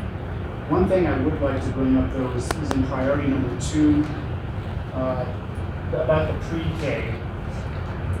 And so one of the final bullet point from your PowerPoint last time was partner with parents in our community to build a strong preschool foundation to ensure that we communicate the importance of strong literacy and math foundation for children ages 3 to 5. I could not agree more. And Dr. Kym, I would just like to know your prospective opinion on how our school district, which is not currently engaged in the business of pre-K as far as I know, how do you think we will contribute to or get involved in that business? A couple of things. I mean, I know Laura right now works in partnership with the current preschools that exist in our community and has built a strong relationship with those folks and continues to meet with them regularly. Do you go to CPD? I do. I figured you did. Yeah. So she does that for us. Also, I know in my past what I've seen work incredibly well, honestly. And again, as we look through the lens of recruiting and retaining a quality workforce, we built a program that was birth to 5 within our high school and utilized it to build teacher candidates, early childhood candidates in a CTE program, which allowed us to provide a support service to our staff and build an opportunity to build a workforce in our students. And so I think, will that work here? I don't know. That's where we have to engage in the conversation and ask the question, is that something we might do? If not, can we partner with our current preschools and do something like that that really creates that partnership that benefits our staff and also helps us grow teacher cadets that might stay here? Because we certainly would love to grow our own students that want to become teachers in our community. So I think there's a number of different ways we can approach that, but it has to start with, let's find out what assets we have in our community. What do we want as an outcome? Now let's build an action plan as a part of that plan over the next 3 years, over the next 4 years, whatever's reasonable for us to work up to. What does a viable, strong pre-K program look like that prepares kids to really succeed in kindergarten? Because the strongest aspect of that means that we don't have to do a lot of backfilling of knowledge that we need kids to have when they walk through the door ready for kindergarten, so we can start building their literacy foundation and their numeracy foundation. And so in order to be able to do that at birth to 5 in a way that's very developmentally appropriate, we've got to partner with the people who are doing it in our community and potentially even do some of that ourselves. We are considered a preschool desert and a child care desert, and that's a designation that the federal government uses, U.S. Department of Ed, in terms of what opportunities we have within our community. So certainly looking at that through that lens and asking the question, are there more services we could provide that would benefit not only our workforce, our community, but also our students going through and giving them career opportunities. Right, and the program you spoke of before is the high school students themselves were involved in the pre-K education. Yes. In that high school. Yes. They took child development classes, they took teacher cadet classes, they became para-educators in our schools while they worked on their 4-year degree becoming teachers. And we guaranteed them a job when they were done because we put them through our program.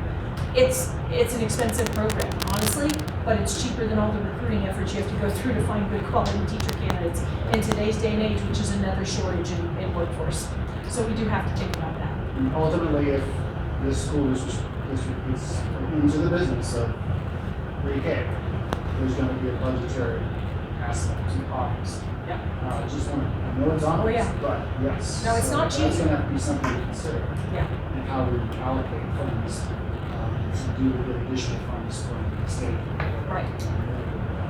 Because it will not be cheap.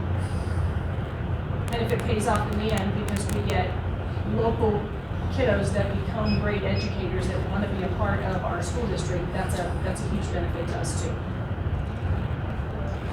I'll make one more comment about priority 3, which on the PowerPoint says ensure that every classroom has a highly effective educator supported by strong leadership staff.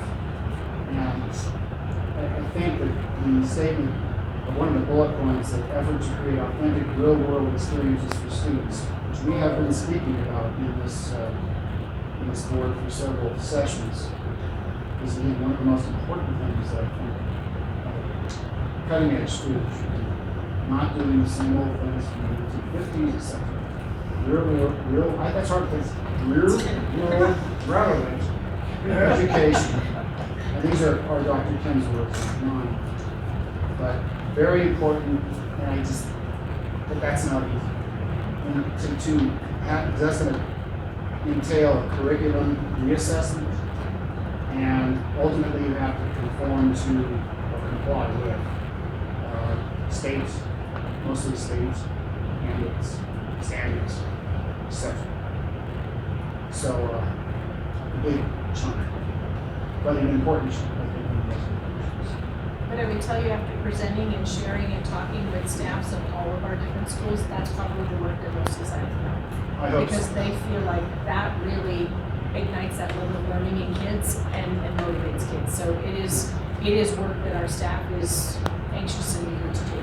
And I think one aspect that we haven't really talked about is the fact that once the school district becomes known for more cutting edge viewpoint, but still managing to satisfy CDE, et cetera, that's going to make this school district much more attractive, I would think, much more attractive to educators who want to come here and teach.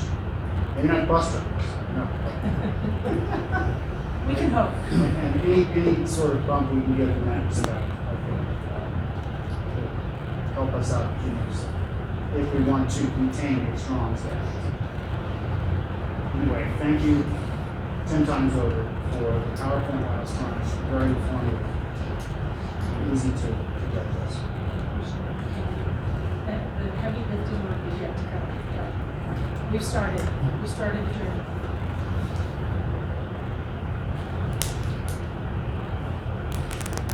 I will move to approve the vision, mission, and 5 priorities of the strategic plan as presented. Glad to second that. Any further discussion? Mr. Dryburgh? Aye. Ms. Hayward? Aye. Mr. Lynch? Aye. Mr. Moore? Aye. Mr. Taylor? Aye. Good work for you and your staff. Thank you, We sir. sure appreciate it. The posters are good. You will see these all around our building. I'm going to give you each one. Jane is really the mastermind behind the art of this, so I want to give her credit, but I also want to share this with you. And we have them throughout our schools at this point, so that folks know not only the full words of each priority, but the catchy words too, because those are the things that people remember.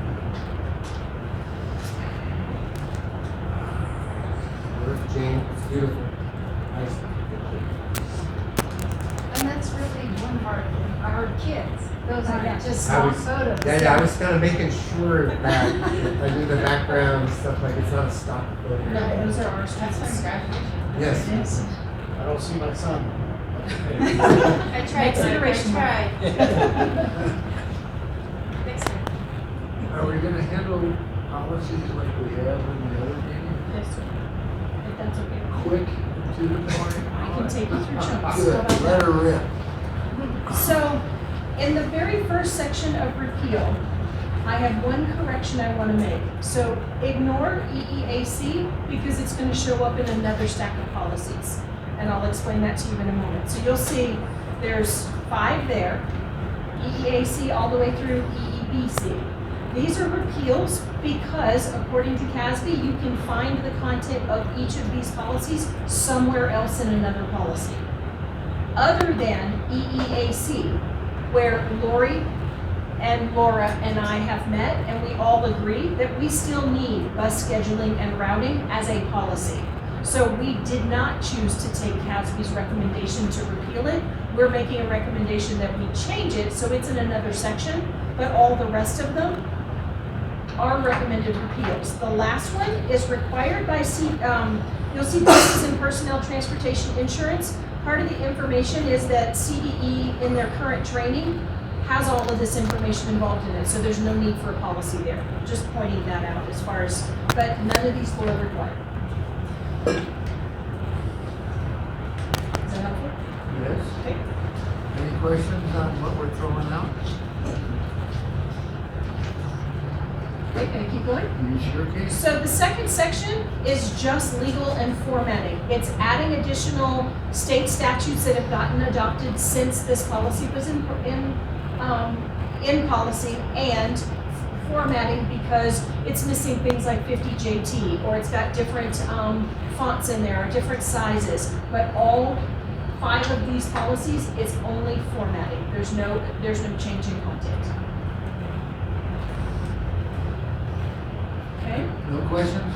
Okay, keep going. Now, the third section, CASB and Lori Manzanares, our transportation director, went through the ones that relate to transportation and made suggestions. So you'll see EEA, student transportation, there's additional language from 2018.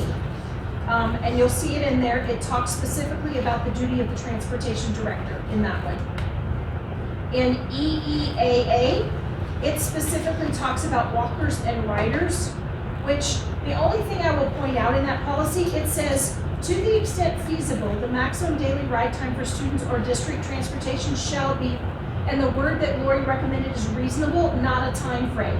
And the reason is we have buses that go all the way down to Chroma, we have buses that go up to Aspen Springs, we have weather that impacts it, so using the word reasonable rather than coming up with a number is a smarter way to word that policy.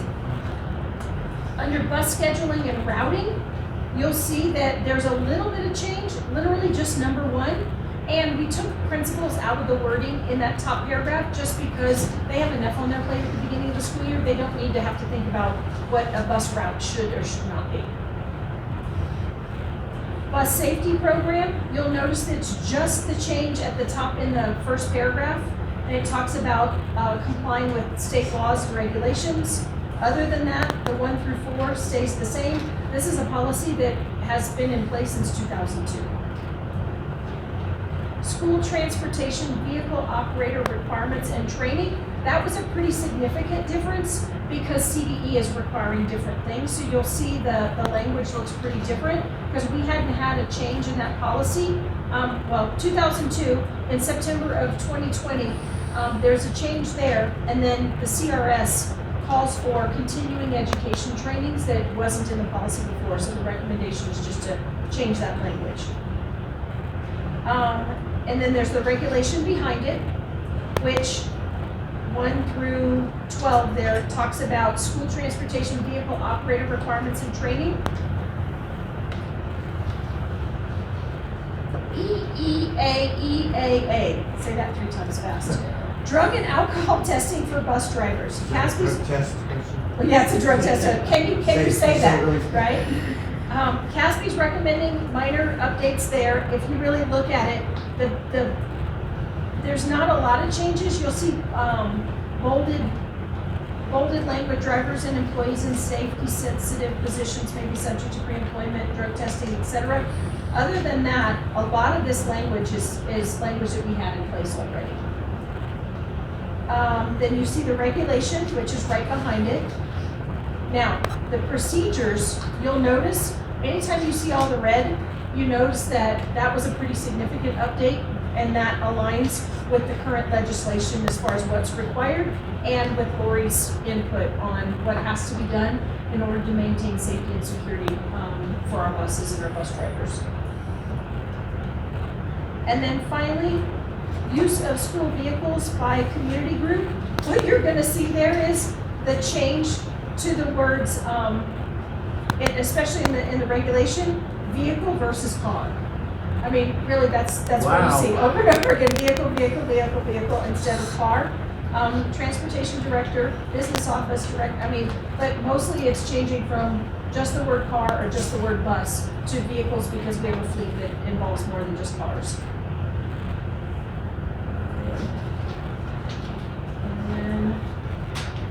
School transportation vehicles, use of safety belts. You'll notice there's district language plus CASB's recommended language that talks about if there are safety belts on a vehicle, we expect people to use it.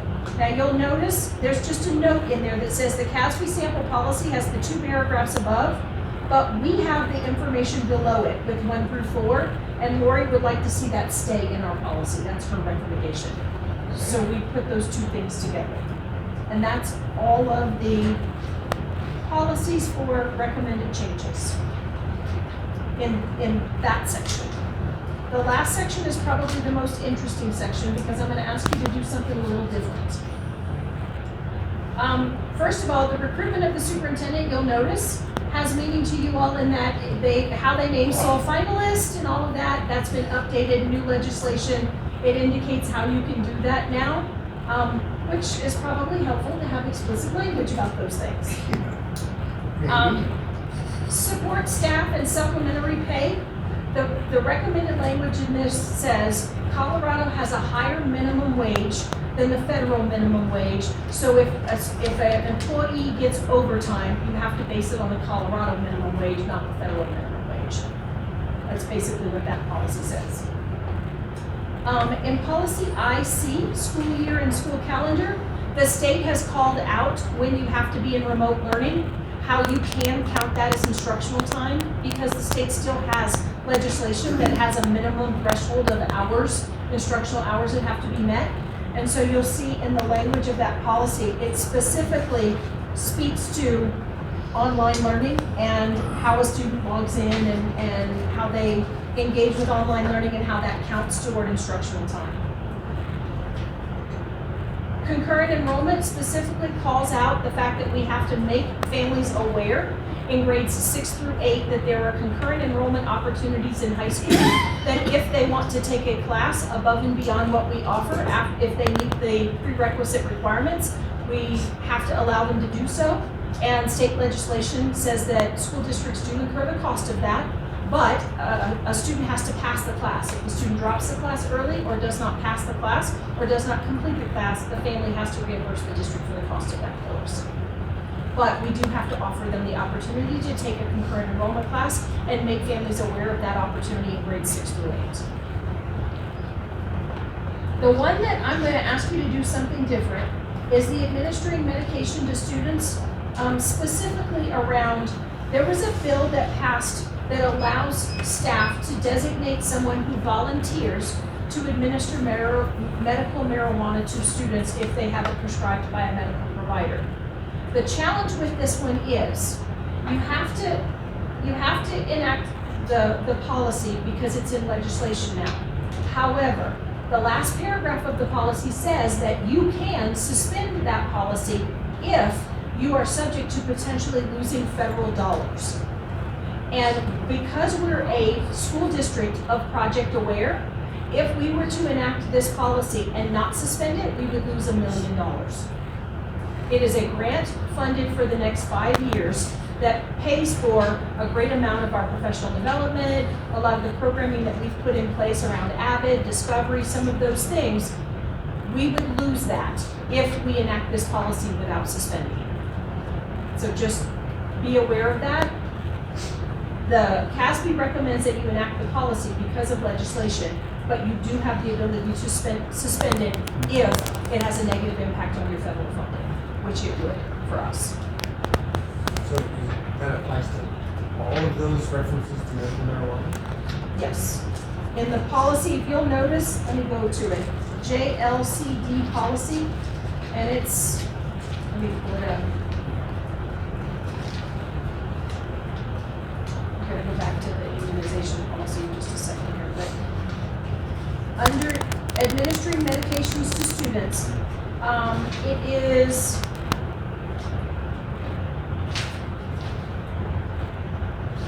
where'd it go? Hang on just 1 second, there it is. Administration of medical marijuana to qualified students, JLCDB. And at the end of that policy, it says, if the federal government indicates that the district's federal funds are jeopardized by this policy, the board declares that the policy must be suspended immediately and the administration of any form of medical marijuana to qualified students on school property, on a school bus, or at a school-sponsored event must not be permitted. The district must post notice and such policy suspension and prohibition in a conspicuous place on its website. That does not mean that a parent can't come up and administer it if they choose to. We just can't designate a staff member to do so. Okay? Then I skipped over the immunization of students, which relates to, if you paid attention last legislative session, there was huge discussion, lots and lots of input. In fact, I think it had over 8 hours of testimony as a part of this in terms of making decisions about immunizations. But these policies now reflect the current legislation that was in place that talks about medical exemption, talks about personal exemption, talks about what that form looks like, completing a certificate of completion for an online class if you choose to, what a parent has to do if they choose, and it calls out specifically measles, mumps, rubella. It doesn't call out any other immunizations. It says we can, in this policy, we can talk about other immunizations that are a part of requirements to start school, but this specific policy only speaks to measles, mumps, rubella immunizations that are currently required as a part of entering school. Does that make sense? So are there other immunizations that are required, just our infants in this policy? I think there's a hepatitis one that is required at certain levels. The polio was early on. They only call out in this policy measles, mumps, rubella, which is really interesting. And we have our nurse and our health aides have a process that they go about communicating with families and letting them know we need updates. If you don't have an update, you have a choice. You can put in an exemption if you choose to, as long as you meet the requirements and all of that. And the policy spells all of that out. It's JLCB, and then there's a regulation that goes with it that spells out specific more detail in how that works. That's all I hate to take you backwards, but can we go back to recruitment of superintendents, CPE? The first paragraph, the first sentence is nice. The rest of it's just really wishy-washy, I think. Anybody else have a problem with that? And is that a CASB word for word again, or what? This is CASB's recommended policy. This has been on policy since we adopted it in January, except for the bullying and the strikeouts. That's the new language that just came about. That's CASB's recommendation. Otherwise, this policy has been in place for quite a number of years. I don't like it, but I don't care much. Let's move ahead. I mean, I have higher expectations for our superintendent, and this included. All right, where are we? Oh, there was one more, entrance age requirements. The state changed it with fully funding full-day kindergarten. They changed it. It used to be, that a student can enter school as long as they turn 6 by a certain age, and now it's a child may enter kindergarten or enroll in the first grade if they're 5 years old on or before September 15. The second paragraph is where the real change was. A child may enroll in first grade if they're 6 years old on or before September 15th, the year of enrollment. Younger students who do not meet the district's entrance age requirement for first grade may be accepted if they are transferring from first grade from another school or they're determined to be highly advanced gifted children. So that's a new paragraph in there because the state's fully funding kindergarten. So is there a contradiction? There's a contradiction to me between these two paragraphs. Maybe I'm just not reading. A child can enter kindergarten or enroll in first grade if they are 5 years old. And the second paragraph says a child may enroll in first grade if they're 6 years old. Am I just missing something? I think it used to say that, well, kindergarten wasn't required in the state of Colorado. Right. And so by adding in that a child may enter kindergarten or enroll in the first grade if they're 5 on or before September 15th. Now, the second paragraph of this talks about specifically being able to enroll in the first grade if they're 6, not necessarily allowing a kid at 5 to enroll in first grade. But I agree with you. This seems unclear, but it's CASB's language. Yeah, okay, and that's contradictory. I'm not losing my mind. And it's also Yes, you are losing in your the state mind. law. I might have lost my mind. No, I'm sorry. it's written this way in the state law. It's in Yeah. the state law written that way. Ask your legislature what I they hope mean. when somebody I know could, That one's been out. Yeah, that's the one I forgot to point out in the list of those. Otherwise, I put all the rest of them. okay, well, what's the bottom line? Can a child who's 5 years old enter the first grade?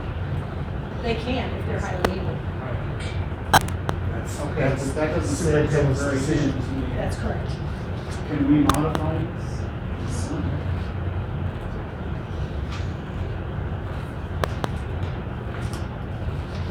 This is first reading.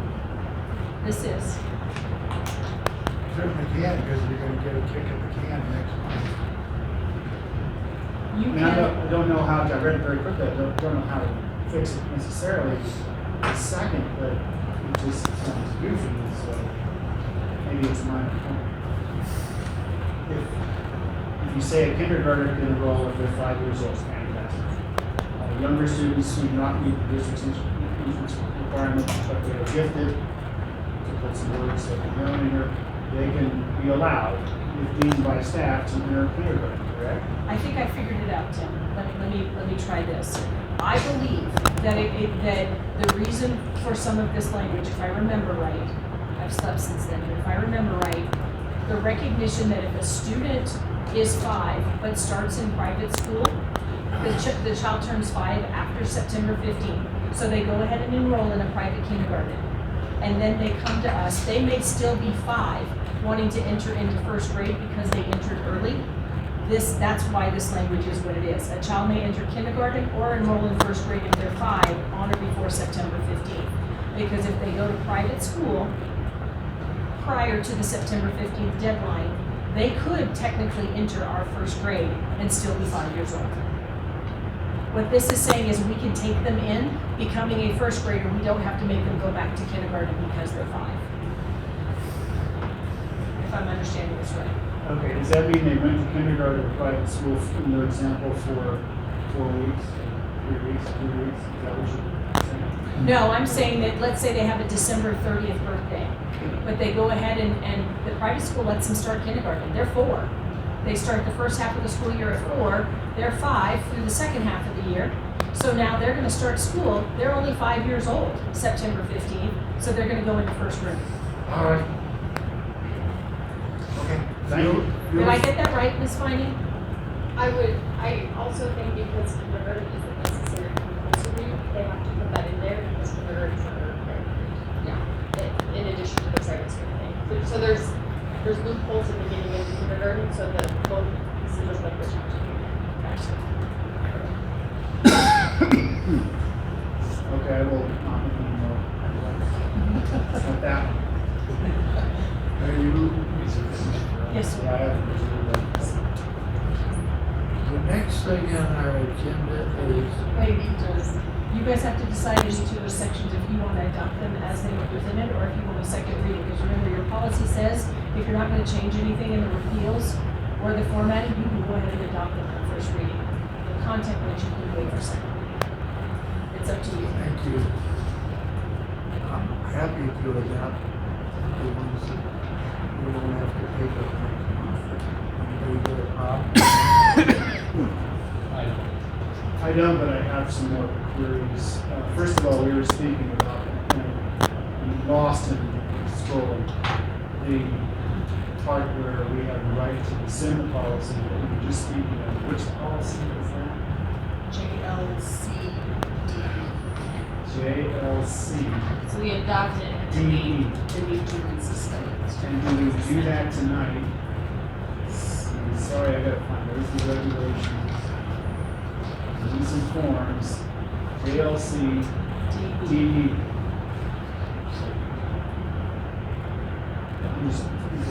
Tim, if you gotta work on something, pull it out and do it. Well, I just want to clarify.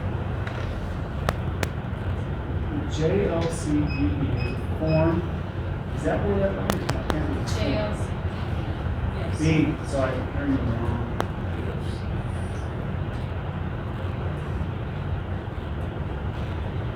And is that beyond D, JLCD regulation? No, JLC. Is this in a section that So you were in the next JLC. It's in that last section of policy that you can come back for a second reading. it's gonna come back for a second reading either way? Yes. Because it's changing. There it is, okay. Thank The you first very two much. sections are just repeal and format. Right, this is in section 4, special policy update, so there's gonna be a second reading of JLC, DDB, no matter what. Right, so I find what the language is, thank you, I did read it before, couldn't find it. So we're not gonna work on that one tonight? We are gonna vote on this one? That one will come back for second reading next meeting. If you have input that you'd like to see changed, by all means, share it with us and we will get it back out to the board. I don't for this one, this one is fine. So if we will bring it back, or we can? No, we will bring it up. We will bring it. Okay, so it's not a concern about rescinding it tonight. Section 4. Yeah, the fourth section. 3, it's a question. Right. The first two sections are kind of a slam dunk. The third section, if you don't have any disagreements with that third section, we can approve those. The fourth section is the one that if you guys have input, we'll bring it back to you for a second. Okay, and there's multiple numbers of 1 through 4 and 5, 1 through 5. The 5 I'm looking at is the second set of 1 through 5, which has that language that the school district has the discretion to get rid of the policy that's going to jeopardize our funds. Okay. So on second reading, we would, if we're not making adjustments, adopt the policy and then suspend it all in one. Correct. Okay. There is one other policy, JLCD. Okay, over here at the center. Point number 5, first. More than one point number 5. Okay, qualified student means a student who holds a valid recommendation for medical marijuana from a licensed physician. So the knower of all has been is somewhere overreaching policy. Does that describe a licensed physician? Anywhere else that would cover the meaning of licensed physician in this context? Because I would prefer that we have that licensed physician, but then specifically the parentheses say MD, DO, nurse practitioner, MDDF. Those are the 4, MDDS being international medical. To be specific, if there is another policy that really says what a licensed physician. My God, you read all that, didn't you? Well, I think, I actually think it's an important point. That is a good catch. Yeah. Because that's who you're gonna see when you go to the doctor anyway. I thought about that. Related to But again, I just figured Medical that some prac- other policy that says what a licensed medical physician practitioner can mean a lot of things to a lot of people. Yeah. And those people, as far as I know, are, and a psychiatrist is usually these so that they get broken out. And the one other thing, speaking of drugs, is that it's actually a minor point, but not to me. It mentions Tylenol and Advil, and I think JLCD, without the D. And if I was writing it, I would put acetaminophen, I would put in non-trade names. Yeah. That would be my opinion. People might not recognize that as much. You could put acetaminophen, for example, Tylenol, but it doesn't have the connotation of pushing one brand new minor. Folks okay with this change there? I could argue with the doctor over there. That's all. Okay, good.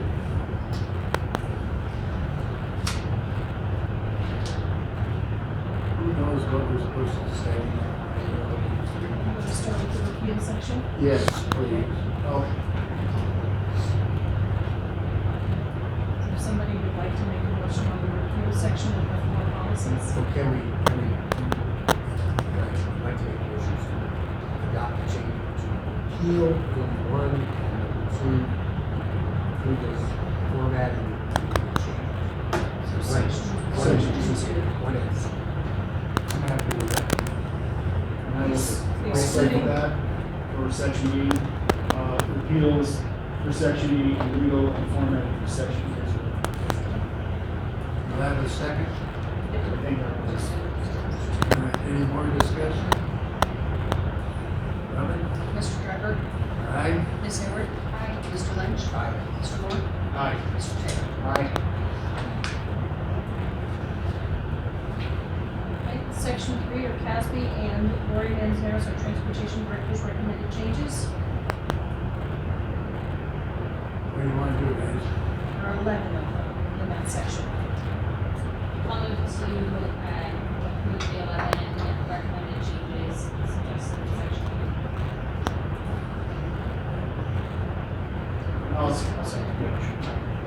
Any further discussion? Any discussion? No. Robert? Mr. Dryburgh? Aye. Ms. Hayward? Aye. Mr. Lynch?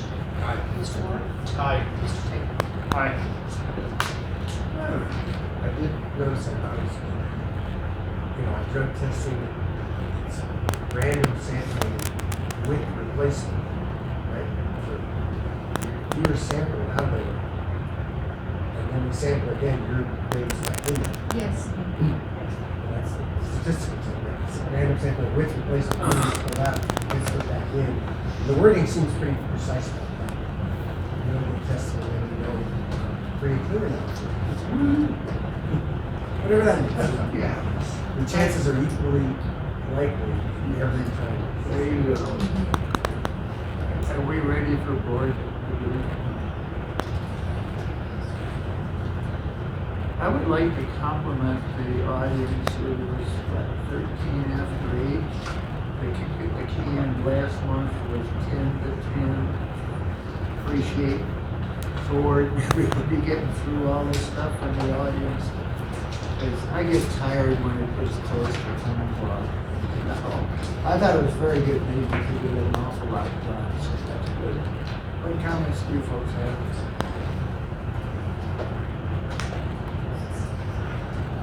Appreciate breaking the strategic plan into chunks. I like it a lot. Things we've talked about in the past are in there. Intentionally, not just being glad when someone comes back and wants to do shit. Sure, where I wrote something like that. You could actually plan for that. Offer it, plan it. Every time you get one of those notes, I feel some sense of, my goodness. You guys got anything? I feel like the school year's successfully set their start. I do think we need to proceed with caution to how we're going to go forward if the mandates come down on something like 23.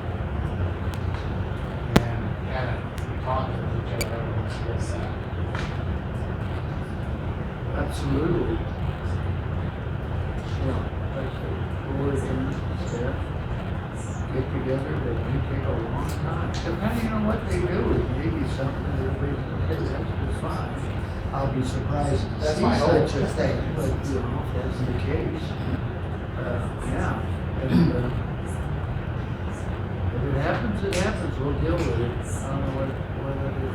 You'll deal with it, I won't deal with it, I won't be here, so. It could be October. It could be, it's possible. It's a moving thing. All right, if there's no further discussion, I adjourn this meeting. And now I want to talk about weightlifting. CrossFit. I'm very happy to talk about weightlifting. Come on, say hello. I'm not You go to CrossFit?